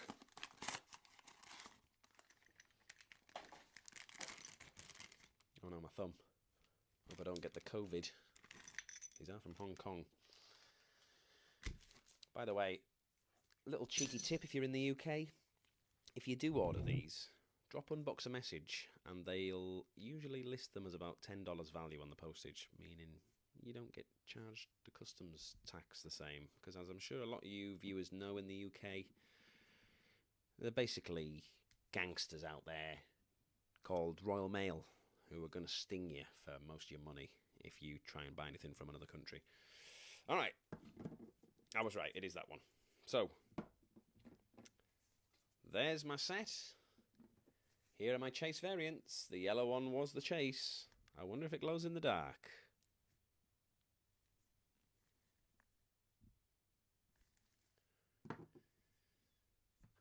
Alright gang, well that's been another fun unboxing, hasn't it? Overall, I've enjoyed the set. It hasn't been my favourite Who Goes There set, if truth be told. David Arshavsky with Turtle Milk Studio stuff was some of my favourites. And in his absence, it's been nice to get a lot of new artists and check out their work. That's a big part of the fun for me with Who Goes There is I like weird creatures, and this is a good way of sampling a number of artists in a relatively inexpensive way. And I also quite like the idea of painting these. I know I've been probably saying that every single one of these videos, and I still have painted 0 as of yet. I really do think I'm going to paint some of these because, to be honest with you, the retro band ones as well as the Turtle Milk Studios are some of my favourites, and it's going to forever bug me that the Series 1 that I got were a different colour from all the others, so they're never going to match unless I buy an aftermarket first release Series 1 Mummy, or I just paint them all. So I'm thinking I'll go down the painting them route. Yeah, overall a good set. My highlights were the banana spoons duo, beautifully marbled. Whoever's done the marbling on that has done a really good job. Should you buy them? Yeah, why not? Give it a go. I've got enough tokens now to open up my own Unbox Casino. So maybe I won't ever go to these toy fairs and I'll just hoard them forever. The colours on these, I probably wouldn't have chose grey. I like the re-release green ones, but they just seem a bit drab. They're dying to be painted.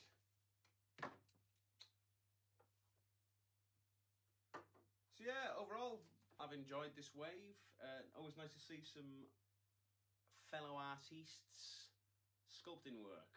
Well, I think that just about wraps things up for this evening. So, from me, Uncle Matty, thank you for joining me. And what on earth? Who the hell's that going to be at the door at this time? Bloody 1 in the morning.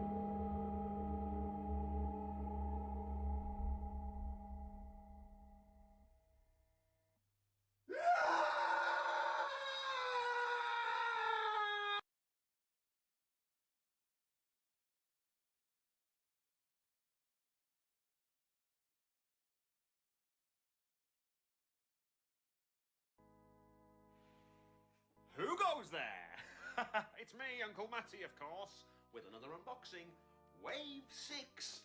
Yes, Wave 6 of Who Goes There Unbox Industries Mystery Box Blind Box deal. It's been a while since I've done one. I skipped waves 4 and 5, but here we are. I could not resist this one. If anyone's not familiar, it's a blind box ensemble project between Unbox Industries and various artists. They specialise in grotesque and surreal concepts. So, we've got 10 original sculpts in here, and there should also be a couple of chase variants. This time round, the artists involved are Nomiwa. This chap's new to me. I've just followed him on Instagram, but like the cut of his jib over here, Wonder Goblin. I'm quite familiar with his work. I've previously got one of his Sofubi pieces, the Fungoid. You might have seen it in one of my old Sofubi videos. Ghost Shrimp. This is another artist who's new to me. Yeah, look forward to seeing some of that. Naoki Akamoto. Now, I do apologise if I'm pronouncing that incorrectly. Big fan of this chap's work. I've already got his Creepy Giant Sofubi glow-in-the-dark version. David Arshowski. I'm still not sure how to pronounce that. Do apologise. One of my favourite artists. Glad he's back on board. Check out some of my previous unboxings if you want to see some of the other artists. You know, some of these guys' other ones. And then, last but not least, Joe Whiteford, or JBW. I've previously painted a couple of his Who Goes There Sofubi that I've received in previous waves. Okay, I've got a dual cam setup over here, so I can hopefully get some nice shots. Without any further ado, let's start opening some toys. Oh man, it's been so long. So, I like to keep the boxes, and these bags are great. Oh, that rattling. I know what that is, and that reminds me. There's my collection of coins from Unbox Industries blind bags. One of these days, I'll stop being a recluse. I'll come out of my little cave here and go use these vouchers at a toy convention. This one is great. Now, I haven't seen any of this wave so far. In the past, I've often seen little teasers of, you know, some of the sculpts that are coming up. I've tried to resist looking at too much stuff about it this year. I'm assuming this is an Arshowski one. Man, this one's got a lot of details underneath as well over here. I can see the Unbox Industries stamp on there, but I'm struggling to see. Okay, well, I'm going to take a guess and say that that's an Arshowski. Alright, well, that's revolving on there. I'm going to get to opening the next one. Here we go. Oh, 10 tokens. Sweet. Huh? Well, this is unusual. Yes, this is Ghost Shrimp. It's like some kind of creepy barn or house with a skull face on the front. Bright pink, nice colour. So I wonder if one of these is the chase. Quite often in the past, solid colours have been a chase. Let's keep on going. That's a cool one. Whoa, this is a good one. This is a big fella. Ah, so this is a JBW. He's always does nice chunky boys. I like these lumps on the back. This is great. I'm actually really glad I didn't check out the sculpts in advance on this wave, because so far, very pleasantly surprised. I like them all. Yeah, the marbling on that is amazing. I'm really digging the marbling on both of those. Alright, let's get down to the next one.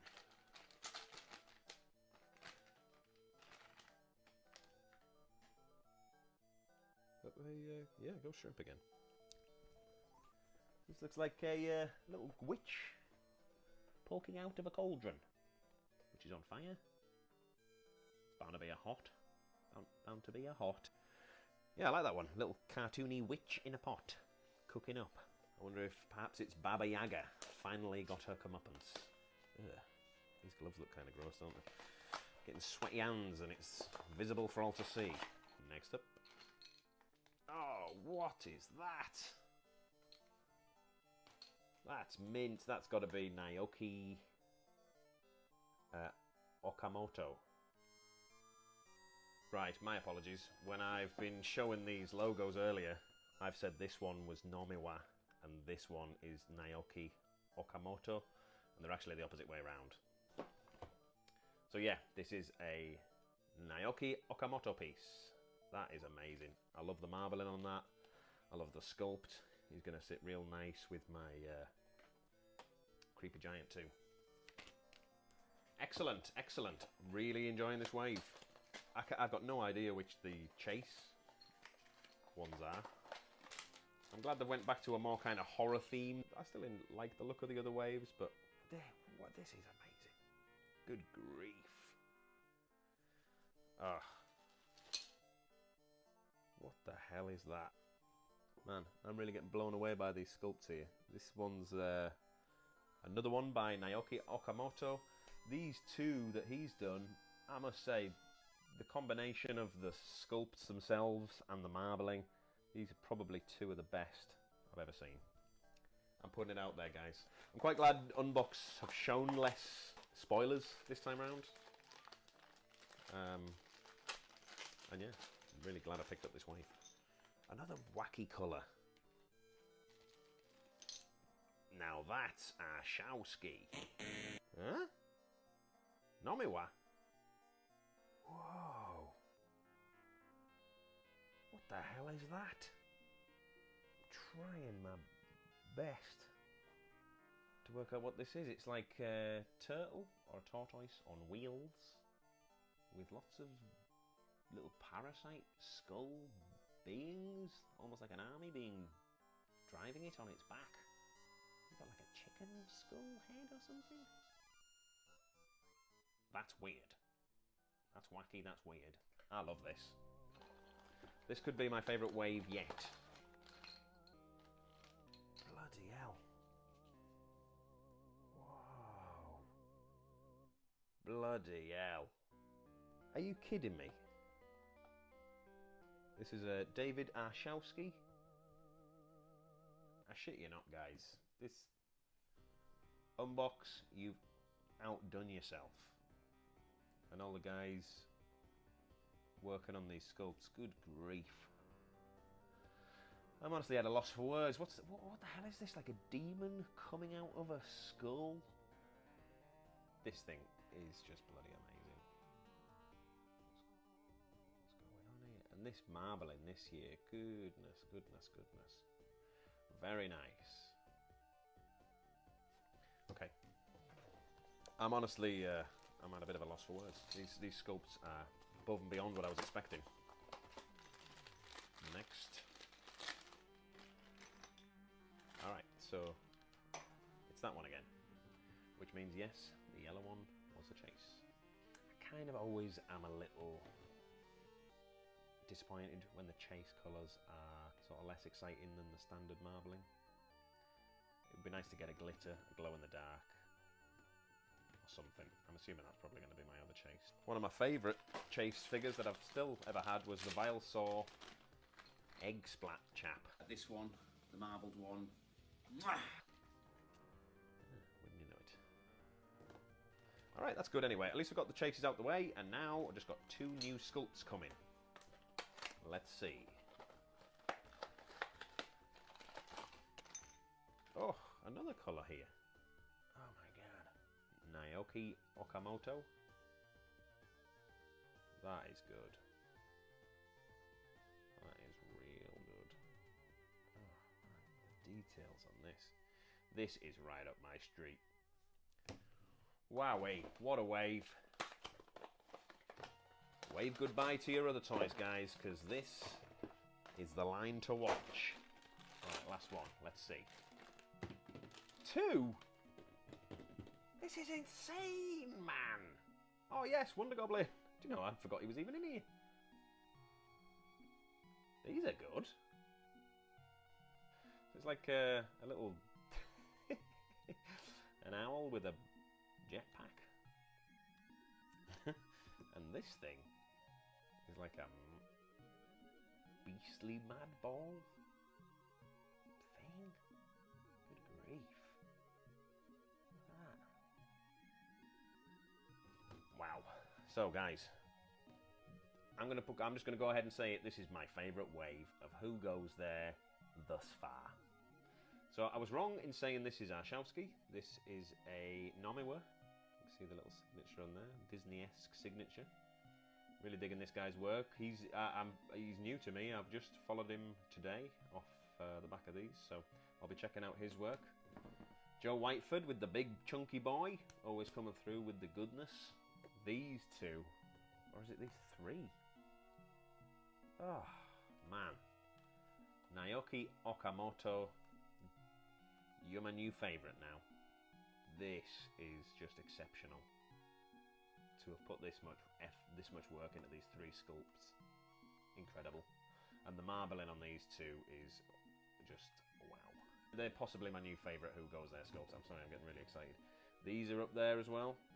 Really loving this kind of Lovecraftian terror ball and the backpack. Owl guy. Oh, that's my door. Who goes there? We'll go find out. Arshowski. I mean, what is that? That is amazing. Just a one sculpt from David Arshowski this time, but do you need any more? This is a game changer. Last but not least, we got these from Ghost Shrimp, including my hot pink chase of that creepy cabin. I like these. These are kind of a bit more cartoony, smooth feel. Probably digitally designed, these ones.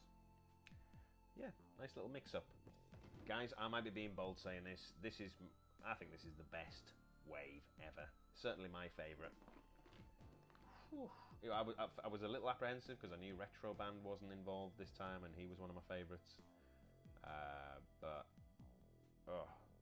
this Naoki Okamoto is the standout artist for me. Look at this little face in here. Guys, go check out Unbox Industries. Just go buy it right now. Buy all the other waves. If you're not sure, go watch all my other wave unboxing videos. There'll be a link at the end. Right guys, thanks for watching. I've been Uncle Matty. Hey, since the last time I made a video, I've become an internet sensation. Yes, I'm completely famous now. So go follow me on Instagram, TikTok, all that good stuff. Unless you want to miss out on great content. But, you know, that's your call. It's your life.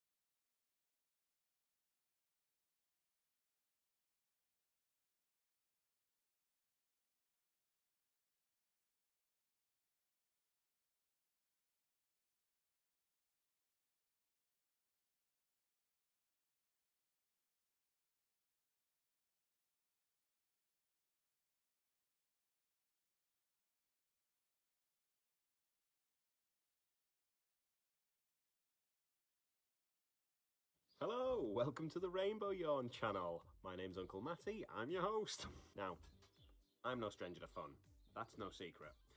You guys already know, if you watch this channel, I love having fun. But the fun can only go so far. If you've been watching some of my previous videos, you might have seen me unboxing the Treasure X Sunken Gold bottles. I've been collecting the figures, I love them. I've got them all, except for two. Exis of the Gold Divers and DJ Frenzy of the One Hit Plunderers. I can't believe I actually remembered those without actually checking the card. Anyway, the registered retail price on release for these things was about tenner each. And when I was picking them up, I was getting them on sale, mostly for £7.50 each. I recently realised Argos were selling them off for £3 each. Yes, £3 a pop. Unfortunately, my local Argos had run out, so I've had to have a little road trip to Kendal, where I was able to pick up 7. Yes, 7. Read 'em and weep. 7 Treasure X Sunken Gold bottles. I'm not a maths man. They don't call me Maths Master Matty. And for that reason, I don't know what the odds are of me getting the ones that I want. But I remain hopeful. As a 37-year-old man, I don't know many other people collecting these children's toys. So, don't really have anyone to swap with. Hopefully I'll get the 2 I need. Let's see. Right. £3 each these were on offer for. You'd be a fool not to buy them. This weird wax stuff. I mean, sure, you could smash it off, but this is all news to me now. One of these. I'll put those there. I'm gonna make little. Remove all of these. I'll make little piles to make it better.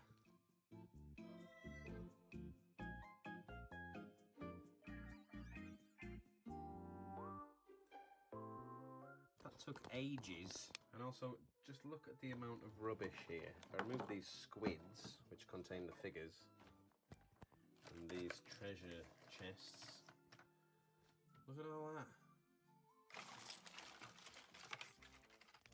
In case you're unfamiliar with it, each one comes with one of these treasure maps. Thrilling. Here's all the different ones you can get. I've got them all, except for this guy, Exis, and this guy, DJ Frenzy. Let's go check out these treasure chests. Okay, are you ready? Let's try.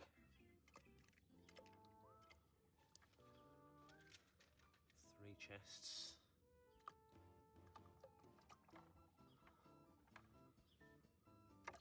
There they are, all 7 chests. I like the way they always fall the right way up. Oh, 1 squid. 2 squids. There's a 1 in 36 chance of real gold dip treasure. A crab, a squid. Looks like a fish bone, a crab, and another fish bone. Will I never win this damn treasure? Here's what the real gold dip treasures look like, if you were wondering. While I've never won one, I was able to steal this one from a small child. And it's actually 1 in 18 contain the real gold, despite what I said earlier. Let's get squiddy. Okay, I've opened them all. Just thought probably shouldn't have opened them all. Oh my gosh! That's the one I want. That's the one I want right away. It's DJ Frenzy of the One Hit Plunderers. Well, that is really good news because I didn't expect to really be getting any. I'll rinse him up shortly. He's going to need some slime washed off him. These are the ultra rare snapping figures. I'll keep the slime in there. Let's see who else we got. It's the ultra rare colour changing figure, Iggy Lagoon. He's a good figure, no 2 ways about it, but I've already got him. They say he's a colour changing figure, but it's only really that purple bit that's painted that changes colour to my knowledge. Who else we got? It's Gold Puff, everyone's favourite water squirter figure. I've got this guy about 3 times now.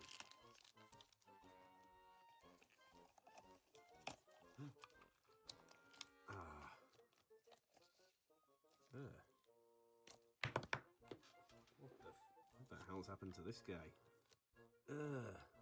The slime's turned to water. Look at it. Ugh. Good grief. I think I'll open that one over the sink.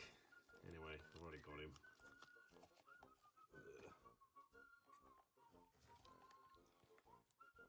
Who's this? ASAP Crocky. Another one of the one-hit plunderers. Alright, got two more here. Here's hoping. No. I saw the black and I thought maybe I'd got excess of the gold divers. But no such luck. This is Johnny Rotten Crab of the Sea Punks. I'd know that bright orange anywhere. Last chance. Will I get gold? Will I get excess of the gold divers? No, it's him again. Damn it. I thought you were supposed to be ultra rare. Alright, let me just wash these figures up. Well, there they are. What a colourful bunch of characters, wouldn't you say? Pretty lucky to get the one I needed, one of the two. So now I only need one more. Exis. He's managed to escape me for too long, so if anyone out there's got him and would like to swap, you could swap for any of these. Heck, I've got even more swaps than this. Get in touch. I need Exis.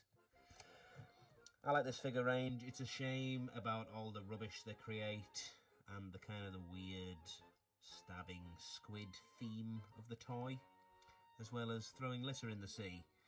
But yeah, ultimately these toys are pretty good.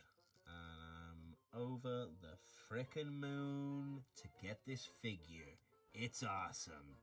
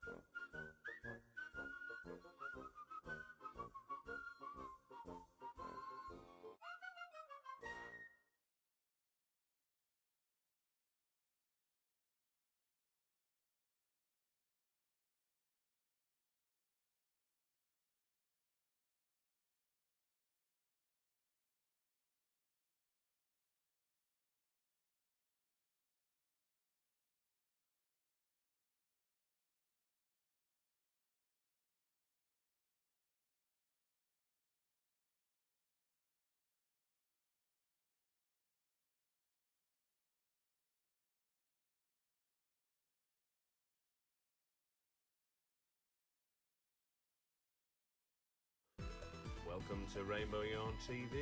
I'm your host, Uncle Matty. Now, Matt, we followed this channel because we want to see a tutorial on how to make our own figures. Why do you keep opening these rubbish children's toys from Moose? I don't know. But it's not going to stop there. I've just treated myself to the Treasure X Monster Gold. Just saw this in the shop. A chance to win real gold dip treasure. Now, if you've been staying up to date with my channel, you might have noticed I've taken a bit of a shine to the Treasure X sunken gold bottles. I still just need one X's to complete my collection. Anyway, let's take a look at this one. This one seems to be a monster that jumps to life. Now, it's got all kinds of levels of adventure, 13 to be precise, unlucky for some. Search through spiderweb, awaken the monster, discover the treasure. I'm not clear, is that in its head? It says here I have to crack the skull. The figures now have bigger features, so they're 5 inches, as opposed to the probably 3 inch like the previous ones. Swap body parts, rest in pieces. Without further ado, let's get into it, see what junk I've just spent my money on.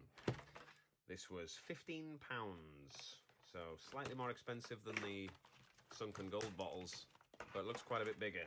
If you thought the sunken gold ones were environmentally unsound, it looks as though this is going to have even more sweet, sweet packaging. So these are the different pieces of junk that I can presumably find in here somewhere. And if I get really lucky, I might get the bling back spider. And here's the figures. That's what I really want to know. Whoa, this one's got a gold finish. Goldie slops. It's like a gold skeleton. Wolfshine. He's a gold digging werewolf. Count Goldula, who's glow in the dark. I always do like a glow in the dark figure. Hey, check it out. Look, you can swap the body parts. So that's pretty cool. Kind of reminds me of socket poppers. Ah, and now I see the 6 that there is to collect are in fact just 3 sculpts coloured differently. So we've got the werewolf again, this time called Wolver Bling, Count Blingula, and Gold Swamp. I quite like them all, but I mean, I'm not going to collect them all. Ah, good. Plastic wrapping. Okay, the first level of adventure is to remove this red thing, seemingly use it to lever the lid open. Ah, I see. It's a crowbar. Oh. Okay. The second level of adventure, taking that off. The third level of adventure,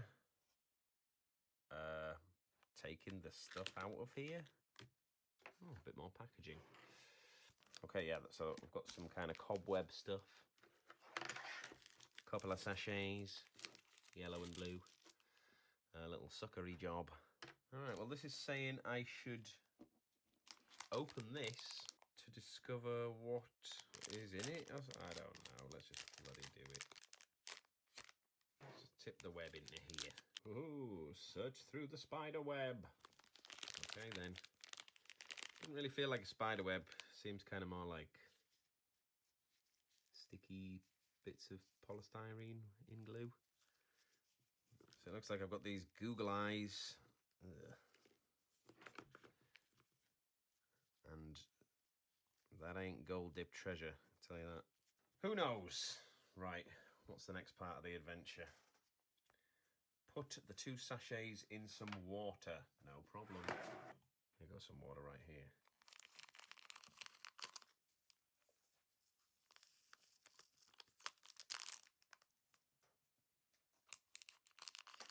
Bits of powder stuff in there.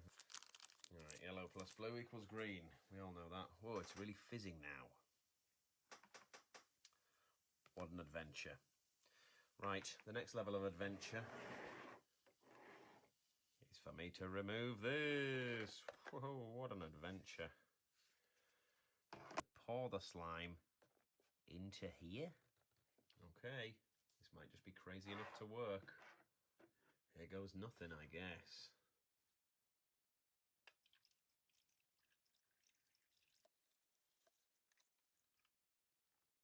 Ah.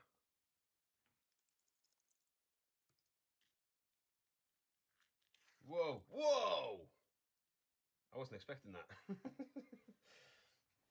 That was pretty cool.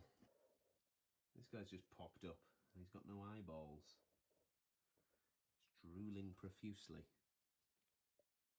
Ugh. So he's stood up. The next level of adventure is to crack his head in.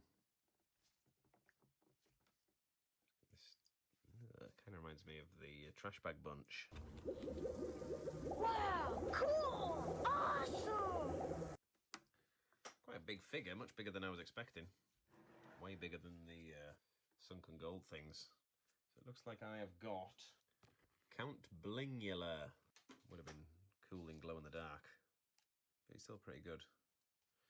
Not so sure on these arms. Be good if they were kind of out a bit. I mean, this isn't one of the levels of adventure, but I'm assuming you just got to put his eyes in. I'm going to put them in now. I'm not sure why this is something you have to do, or why it's not listed as a level of adventure, because it feels like an adventure. Just about got his eyes in there. It was a little bit of a struggle. He's got quite a large X in his back from when he gets raised up on this thing here. And what's this? Looks like his brain. Oh man. Does that fit on there? It looks like it kind of fits on there.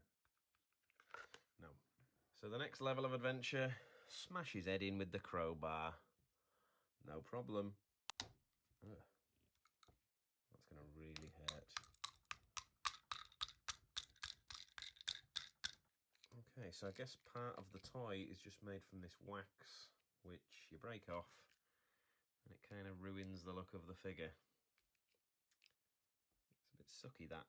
And look what I got. It's a glow-in-the-dark tombstone, not the bling spider, whatever it was called. And I can put that in his head. Just like that. Why would I want to do that? Well, of course I wouldn't. So, level of adventure number 10, take it back out again. The 11th adventure, taking that out. The 12th one, putting the brain in and opening his mouth. Oh, the brain's made from a weird squidgy material. Pretty cool. Still doesn't look as good as it did with the hair. So if you were to get one of these, I would probably suggest not smashing his head in. Just keep the hair. You know, you might have a gold spider in there. That's a risk I'd be willing to take. And the mouth can open. So let's see. I mean, these are supposed to be fully modular. Oh, sent that slime going everywhere. Yeah, the arms pop out. The only thing with this particular character is they're very pressed inwards, the arms, so you don't really get to see those nice webby wings. The final level of adventure is to pose him sat over the tombstone in its capsule. Well, all right. That looks incredible. Let's open his mouth. Wow. Where's his brain? How'd that get in there? And he's got a brain. So, what do you guys think of these Treasure X Monster Golds? Personally, I think it's a bit of a junk fad item. I think why don't they put a bit more priority into the just making the toys? Because these figures are pretty cool, except for that, you know. Just make it have a head where the hair pulls back if you really want to have all these surprise aspects. Come on, YouTube kids. I know we love multiple surprise from a toy, but it's getting silly. Will I keep buying them like I did the Treasure X Sunken Golds in an attempt to complete them all? No. If I see them on sale, maybe one more. No, but probably not. I do rather like that Goldie Slops. Look how it shows you them with hair. Oh, wait. Oh, well, that's the thing. Press the brain and the mouth opens. Bye! It would appear as though that sucker's to go on there, so that you can stick that on there. Just use it to frighten guests time and time again. Yes. Okay.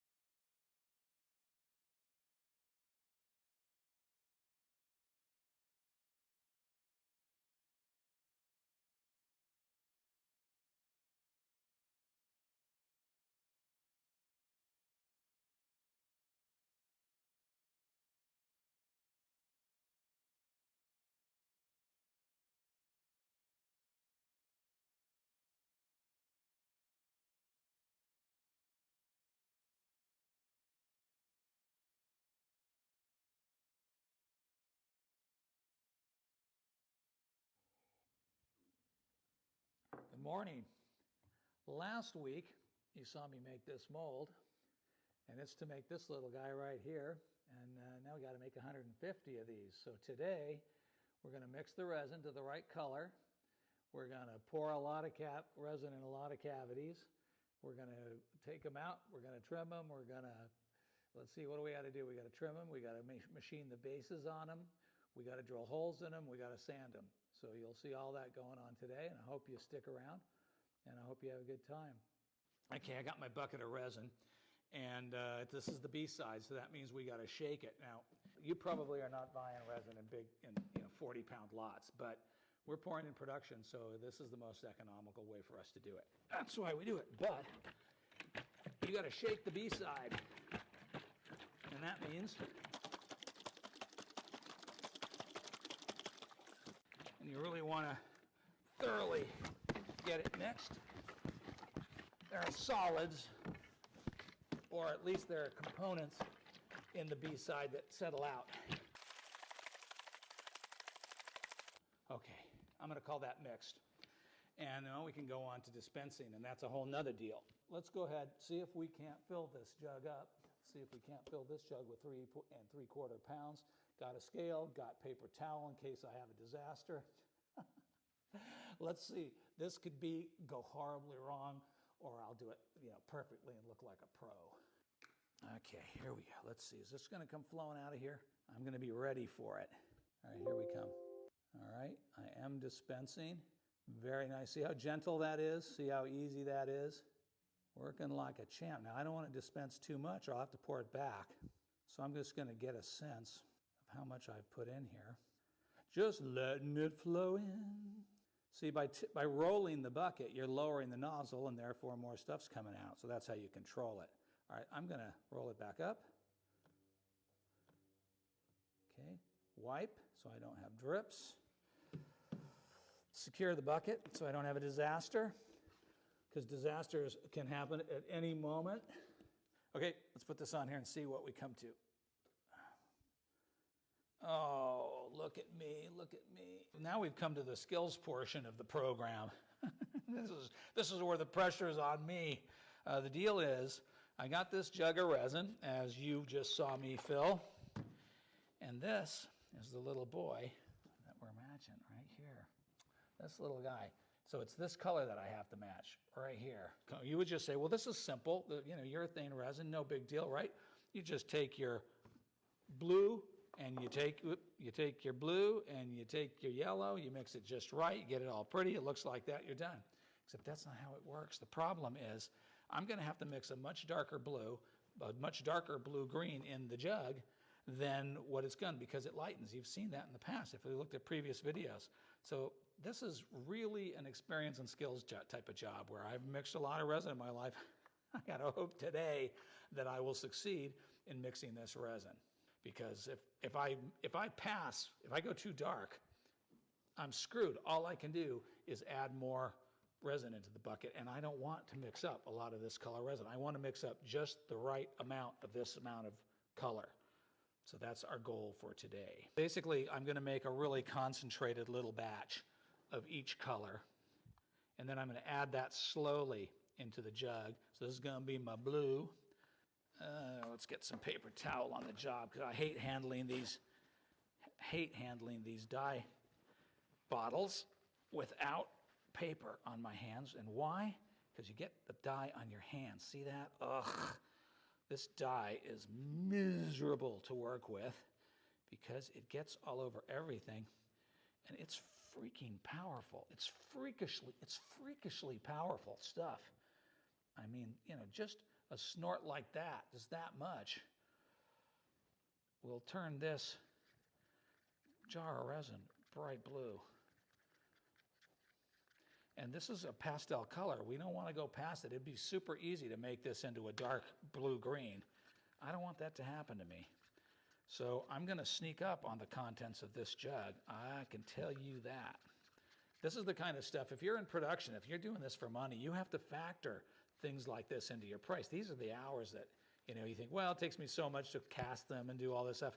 Yeah, but it's stuff like this that you have to factor in to the production that really matters. Okay, mix the blue. Now let's go on and mix the yellow. And let's get a nice wazoo of yellow. Okay, pour the yellow in. This yellow, we don't want a lot of yellow. This is the dramatic part. I'm going to put a little in here.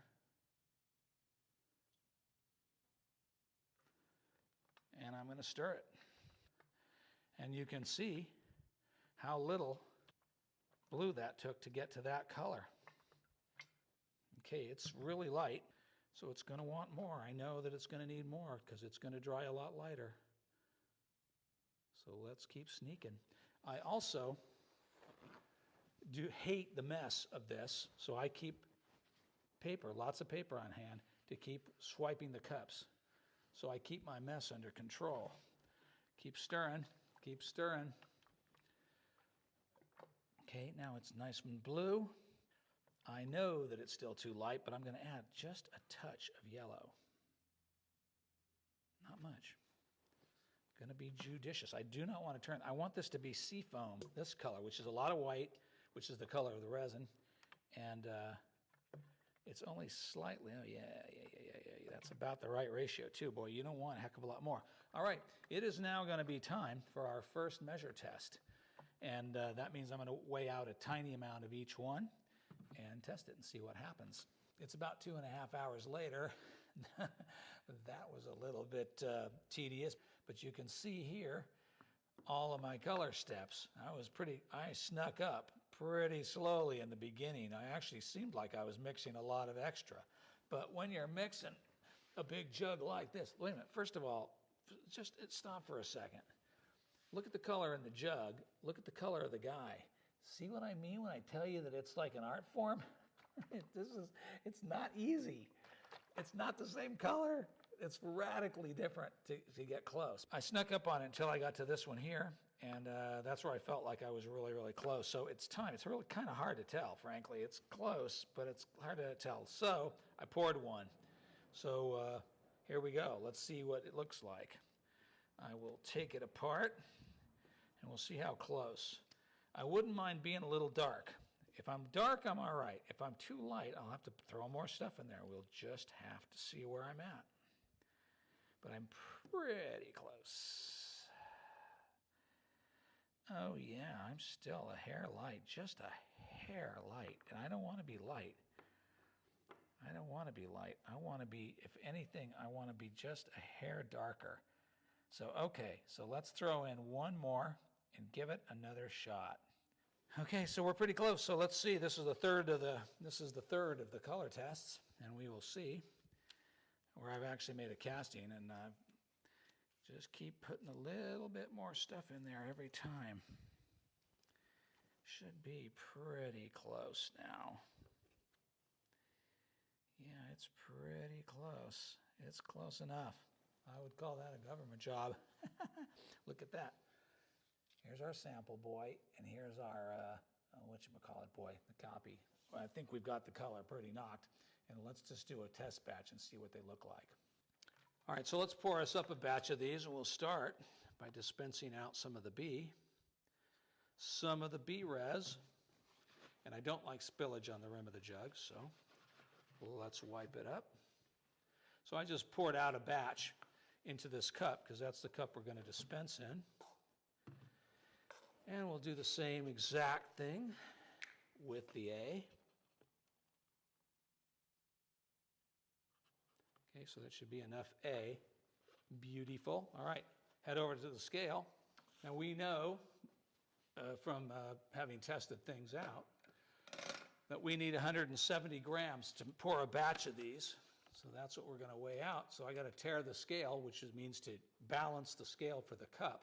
And weirdly, you would think that every paper cup in a bag of paper cups would weigh the same, but they just don't. They just have slight variations, so I always make sure I'm right on. My scale is balanced. And so now I'm going to use the old dump method. So we always start with the A side. Set it to 60. We want to get to 85, but if I sneak up, it'll take too long, so I'm just going to dump it to 60. There it went. Set it to 70. There's 70. And there's a little more than 80. 85. The scale is set to 85. And away we go. And we're perfect. Perfect at 85. Okay, so that's that. That's the A side. Now let's pour the B side. Same thing. We'll set the scale to, we need to go to 170, so let's be safe and set it to 150. And let's just dump. Okay, that's 150. 160. See, I sneak up in the last few grams, and I'm going to be a little bit over because there's dye in the B side. And the dye weighs a little bit, doesn't weigh a lot, but there you go, 170. No time for talking. We have got to stir, stir, stir because we have to pour quick. We've got 8 cavities to pour and not a lot of time to do it. Let's go back over to where they are. Notice I made a double stirring stick out of 2 popsicle sticks. Works like a champion. Now I'm going to start pouring before this gets warm. So I think they're well mixed. Let's go. Pour about half, because these things are going to require tipping, because I know from experience that these kids want to catch a bubble in their chins. So I want to get there quick. Okay, so let's tip like that. Stand them on their head, basically, is what I'm doing. And that should shake out the bubble that's caught down in that chin. And now let's fill them. Quick, quick, quick, quick. Go, go, go. Because I'm pouring down a leg, they have nice big pour spouts. So that makes it easy and quick to pour them.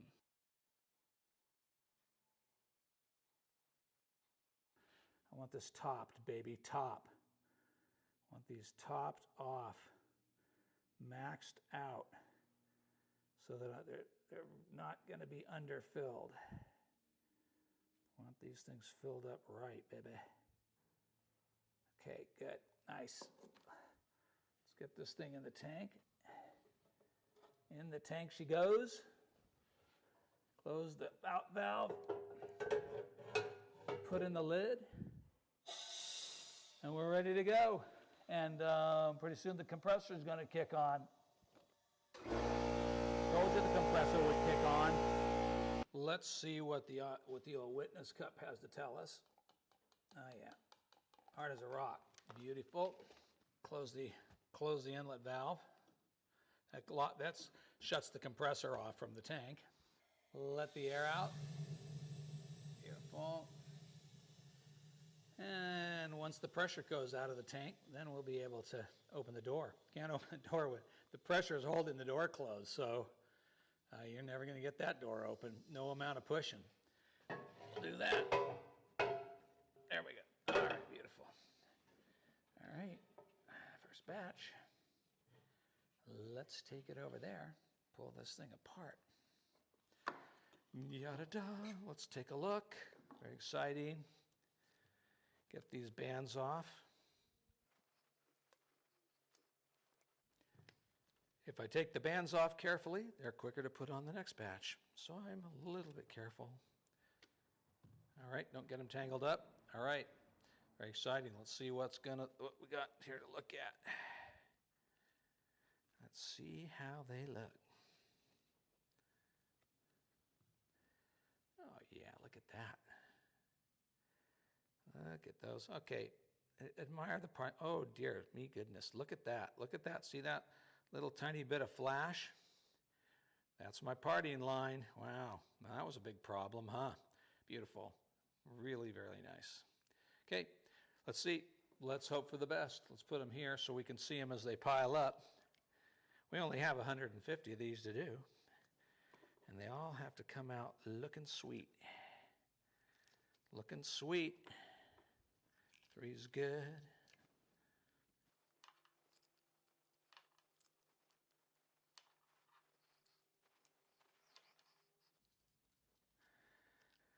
And they all came out just looking fine. Now what I like to do, because it's easier, is you see that little vent deal on there? We got to get that out of there. And it's easier to do it now than it will ever be again. I can just take an X-Acto and just cleanly and rapidly nick it off.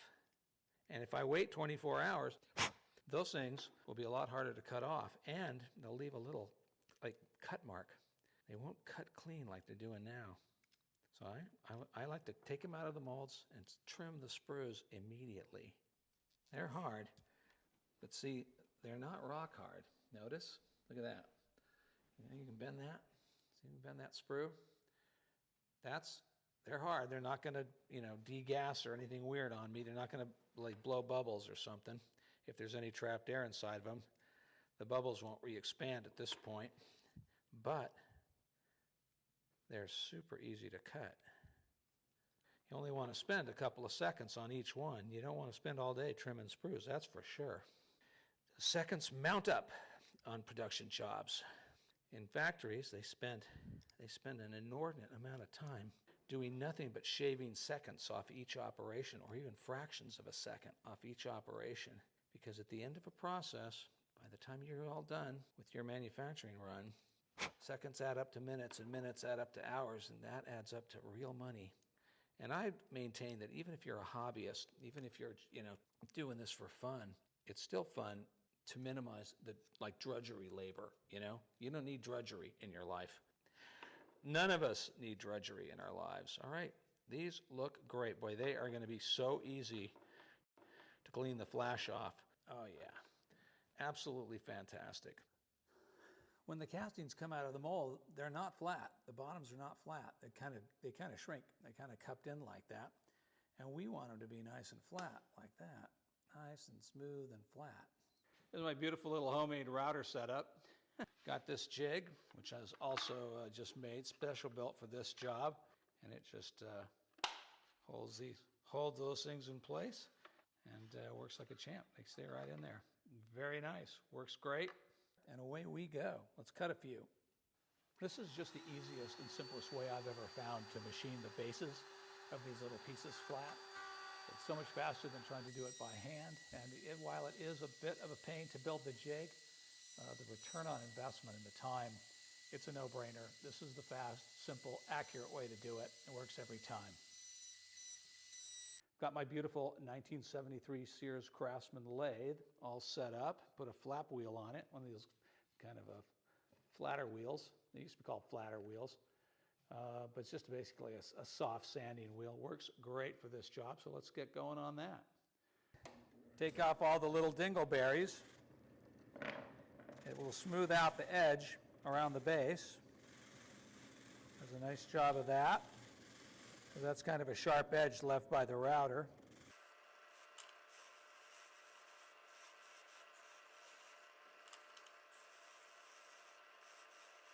And we just keep going and get them done, one after the other, just like that. Come out great.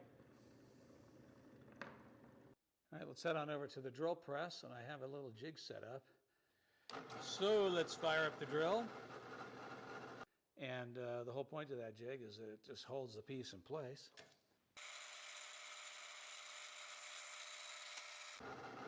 Drilled out the back of his head. Do that again. One more time.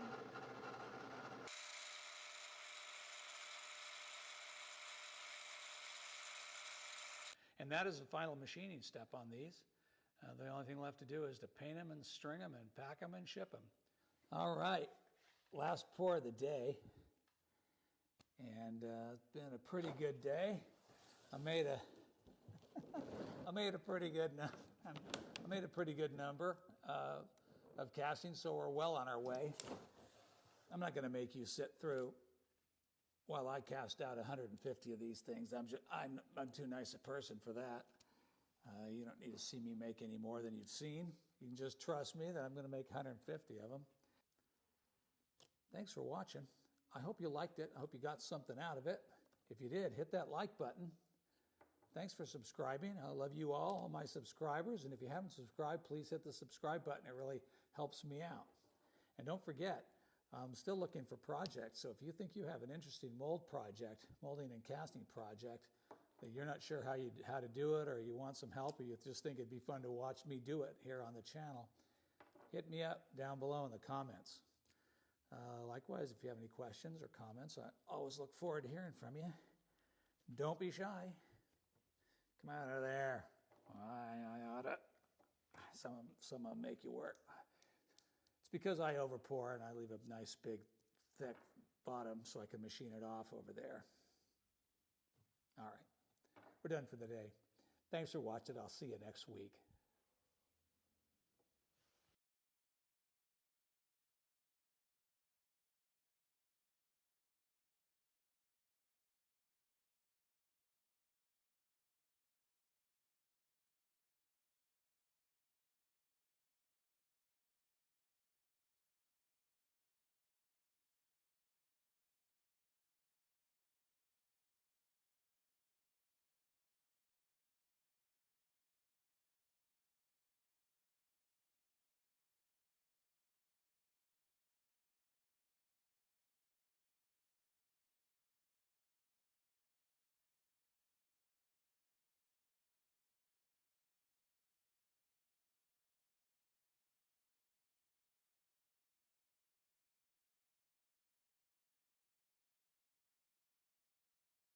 Today is Pie Day, 3/14, and to mark this occasion I'm going to make this delicious apple pie.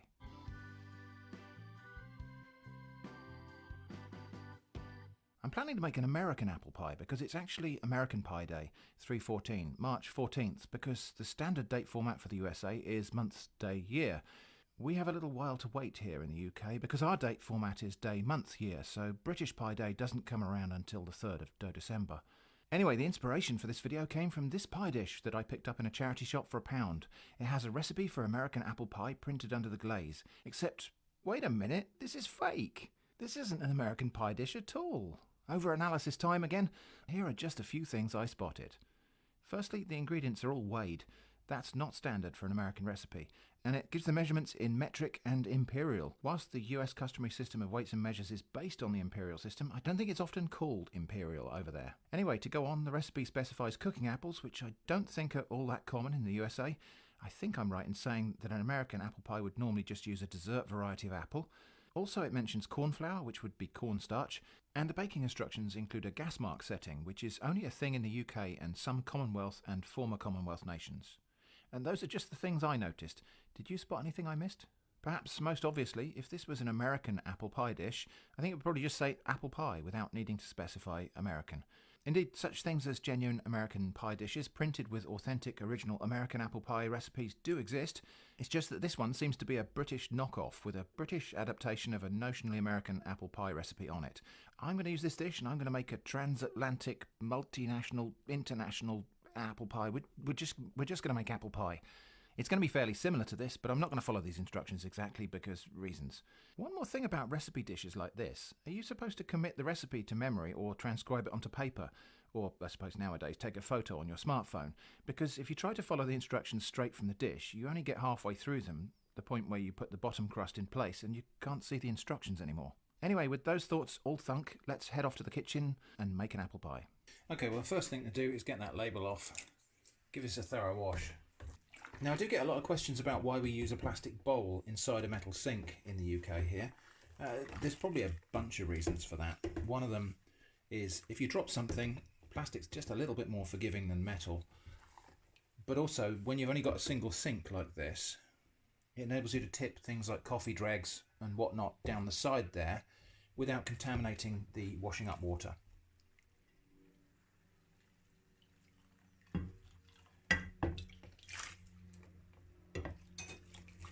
Okay, I'll leave that to drain, dry it, and then we'll make the pie. One rather disappointing feature of this dish is it doesn't even have the recipe for the pastry on here. It just assumes you're going to start with short crust pastry. So let's do that anyway. Now, for an apple pie, I like a short crust pastry on the bottom, and I like a more flaky texture on the top. So I'm going to make two different kinds of pastry today, but only from one mix. So we'll start off with 250 grams of plain flour. And because this is a sweet pastry, I'm just going to put about a tablespoonful of caster sugar in there. Next, 150 grams of salted butter. If I was using unsalted, I might put a pinch of salt in with the flour, but this is salted. So helpfully marked in 50 gram increments on the wrapper. Let's see how accurate those are. So 50, 100, 150 should be about there. 151 grams. Wow. It's much more accurate than I actually thought it would be. Butter is actually just going to come out of there for a moment because I need to cut that up into little cubes. I will just dust it with the flour just to make that a bit more pleasant a process. Little chunks, because the top of this crust is going to be a rough puff pastry and the bottom is going to be a kind of a short crust, but it's actually going to be made from the rough puff. But we're going to blend the flour and fat a bit more thoroughly in half of this pastry, which will give it a slightly more resilient crust. And for the bottom crust of an apple pie, you kind of want the pastry to be a little bit tougher. And I'll just toss those in the flour just to make sure that they're all separate and don't stick together. And then I'm just going to add enough cold water to bring this together into a dough, just so it comes together. It's going to be 1/4 cup of water at the most, probably more like a few tablespoons. So even though that still looks like a very ragged pile of stuff, that will come together into a dough. Okay, so that mixture, which is barely a mixture, Comes out onto there. Now I'm just going to pull it all together. Okay, you notice I'm not kind of kneading it exactly, I'm just pushing it together. A little bit of flour on the pastry, on the board, and a bit on the rolling pin as well. I'm just going to roll that out. And you see those big chunks of butter in there? Okay, so now we're going to fold. So go into the middle, both ends into the middle like that. Turn and roll again. So that was the first fold. Now in a recent video I did say just do this until it looks right, but it turns out I'm kind of doing the 7 folds that everybody considers standard. So this is the second fold, and we can still see great big chunks of butter.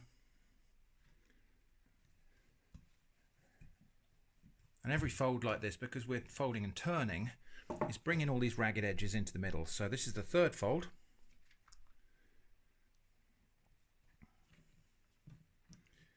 Little bits like that, you can just throw them in the middle.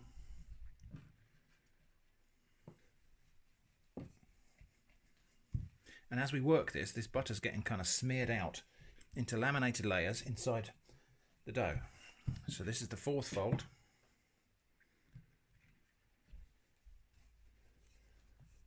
This is the fifth fold.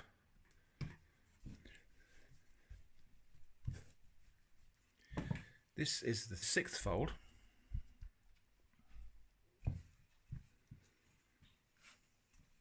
And this is the seventh fold. And pretty much that is a ready to use rough puff pastry now. So now what I'm going to do is roll it out just a little bit like that. I'm going to wrap that and put it in the fridge because it just needs to relax a little bit. Apples, I'm going to be using Braeburn. I've got some very nice big Braeburn apples here. They're normally not as big as this actually, but the bag does say Braeburn. Not all of the apple varieties that you will find in American recipes are available in the UK. Never seen Honeycrisp here, for example. So I've just got my big bowl here with a little bit of water in it. I'm going to squeeze some lemon juice in there, which will stop the apple slices from browning as I prepare them. And then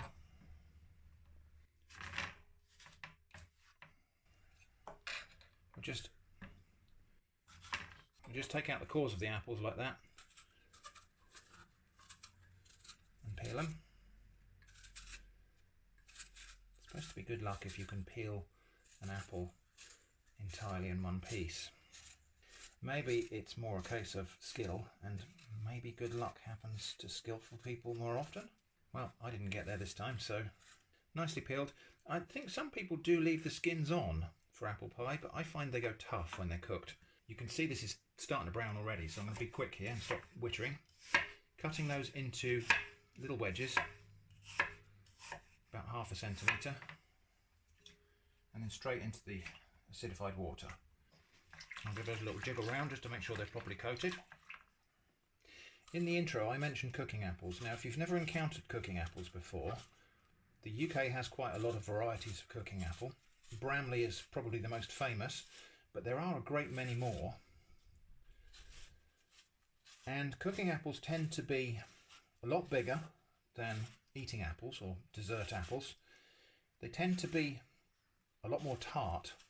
They are sufficiently sour that most people probably wouldn't want to eat them directly just as an apple out of hand. Although exceptions exist, of course. Some people like sour things. And often they have specific cooking qualities. Some other apples stay really quite firm when they're cooked. And so cooking apples, it's a combination of size, specific flavours as well. Bramley has a particularly apple pie aroma. At least it does in the UK, because that's what we're accustomed to having in our apple pies. Anyway, as I say, I'm using this variety here today, which is labelled Braeburn, but I'm starting to doubt that, because I tasted a bit of this and it seems a bit softer and sweeter than your typical Braeburn. 5 apples might be enough. And the way to test, and the way to find out, is going to be to offer it up. So I will just figure out. Yeah, I think even when we got the pastry in there, I think we could stand to have another apple. So one more it is, and I've got a fairly small one here. I'd say that's more of a typical Braeburn apple.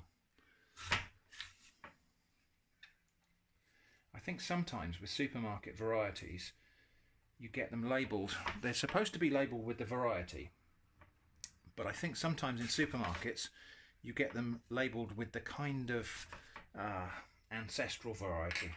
So very often you'll see apples labelled Cox, and they're probably not Cox's Orange Pippin, they're probably a Cox descendant, because some of the modern Cox descendants have very similar looking fruits, very similar eating qualities, but then they might have better disease resistance or some other thing that makes them better as a commercial tree. So sometimes when you see a variety, and in this case Braeburn, it might be that these are not actually Braeburn apples, they are Braeburn type apples. I don't think that's necessarily deceptive. I think that's just probably, if you're trying to describe something as the type of thing it is rather than the exact thing it is, especially if the exact thing is not something anybody would know. So that's 6 apples in there, and I'll give them another little toss just to get the lemon juice and water on them. So one more time I'm going to offer up these apples into the dish, but this time I've got my scales underneath because I need to weigh the apples so I can calculate the sugar. The sugar is going to be basically 20% of the weight of the apples. 887 grams of apples, write that down. Now I did say 20% of the weight of apples in sugar, but these are dessert apples, so I'm going to go a little bit under. 20% of 887 grams of apples would be 177. I'm going to go for 150. A tablespoonful or thereabouts of corn flour, cornstarch, and this will cling to the apples and it will turn all of the juice that comes out of the apples into a kind of a sauce. Ground cinnamon, well, about a heaped teaspoonful. This is not a teaspoon, but I'm kind of eyeballing it. I like a bit of cinnamon, so we'll go for, that's probably about a teaspoon and a half of cinnamon. And normally nutmeg, but I have this ground mace to use up, and mace is a very similar spice, it's from the same plant.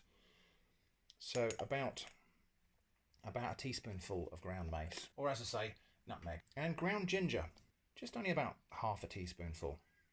And just bring those all together, just break up any clumps of sugar, and the crucial thing here is getting the cornstarch or the corn flour distributed into the sugar, because we really don't want that in lumps in the pie.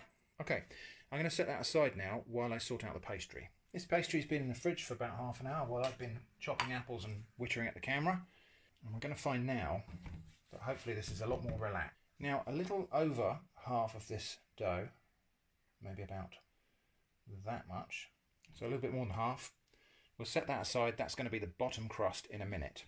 This piece here I'm going to roll out into something like a circle, big enough to go over the top of the pie. This is our flaky top crust. So just going to roll in all directions until we get something that's a big enough piece to cut a circle out of. Okay, I think that might be big enough.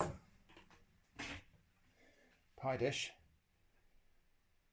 And I'm just going to trim off with a little bit of leeway for extra trimming.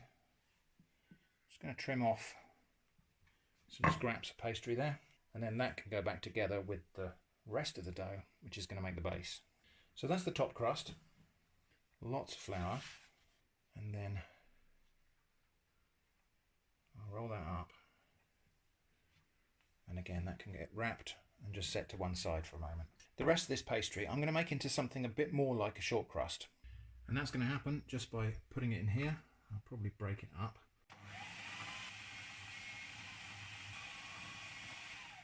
And you see how that dough kind of broke apart and then came back together.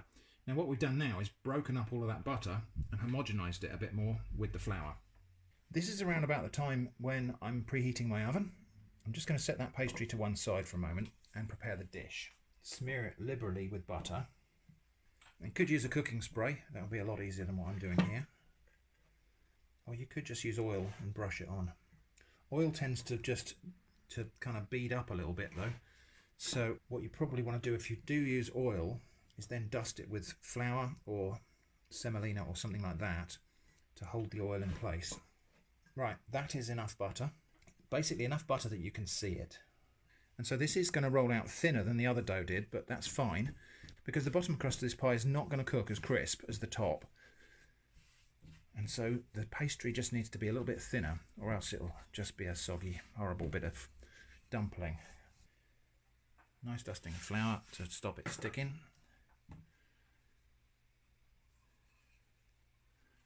Up onto the rolling pin and then back across the pie. And then to get that to fall into the pie, I'm just going to lift up the edges. I'm not going to stretch it down, just lift it up and let it fall down there. A bit of a shortage over this side and a bit of an excess over this side. This bit's going to be kind of hidden away anyway, so we can do a quick repair job here. Bit of water on a scrap of pastry and just attach it on like that. And just so I don't mess that up, we're going to trim it off now.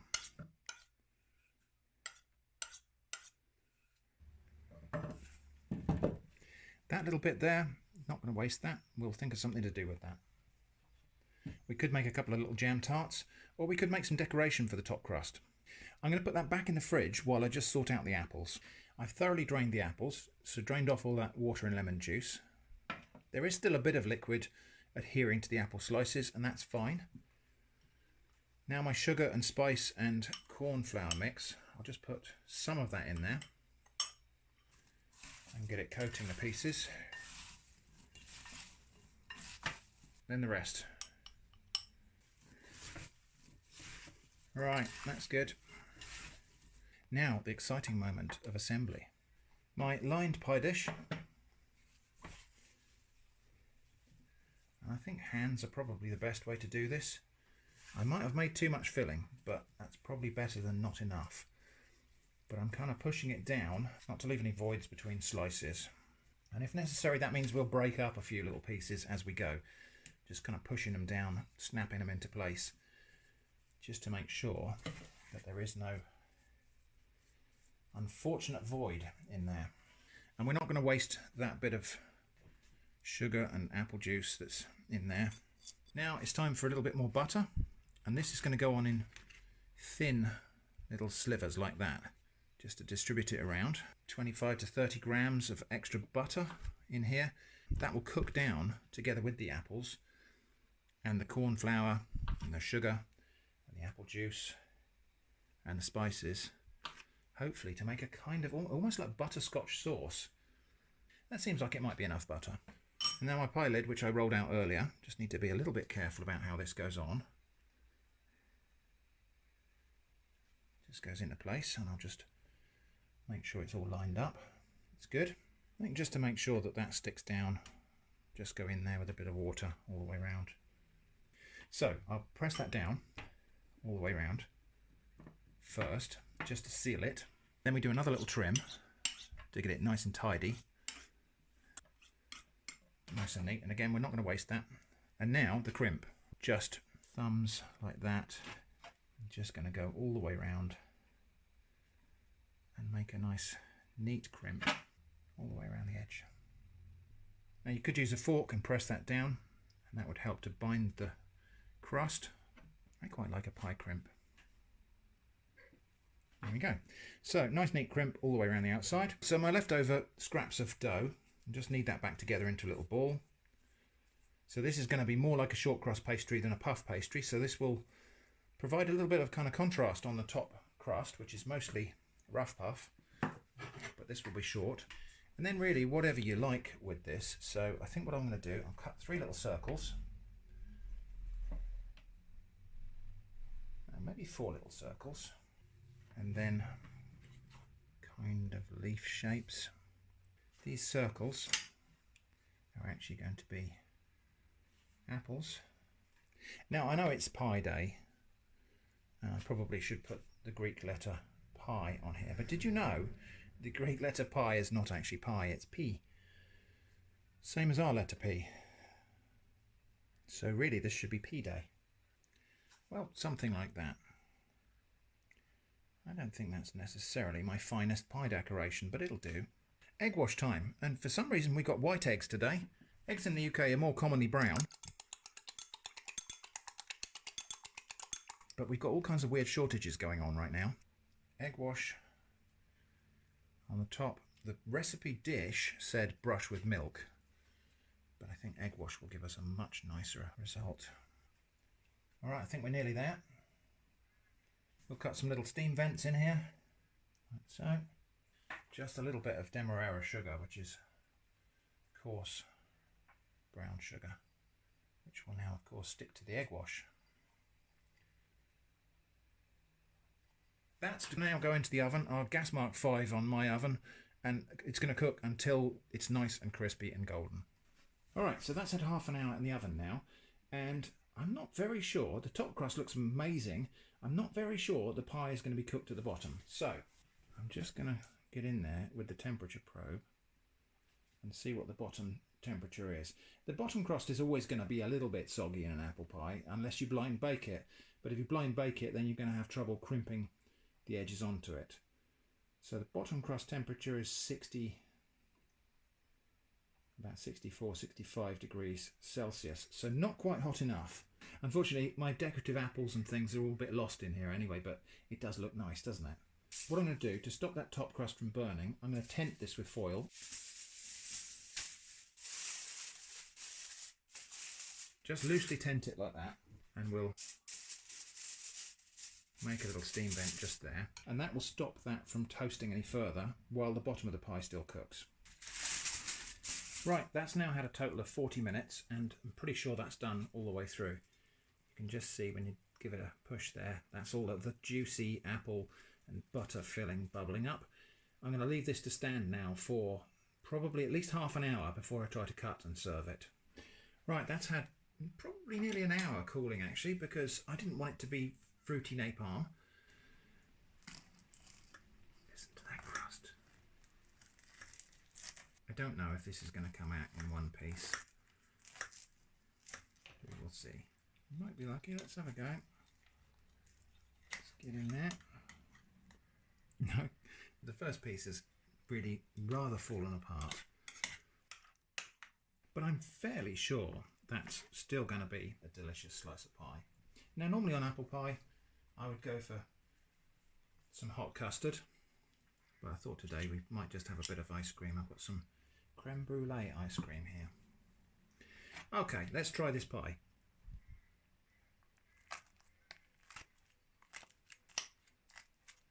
Just have a go at this pie on its own first, I think.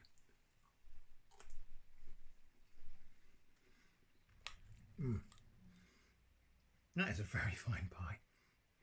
I think the thing that really makes this is the butter on top of those apples.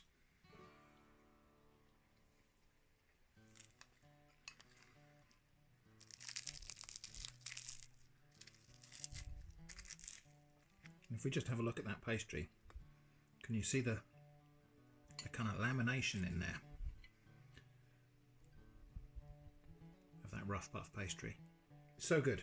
And the apples have cooked to a point where they're tender, and that corn flour in there has created a kind of, yeah, almost like toffee sauce. So good. So happy American Pie Day. That is an amazing pie. Let me know in the comments how American apple pie you think that is, and maybe what you would do differently. Thanks for watching, and I hope to see you again soon.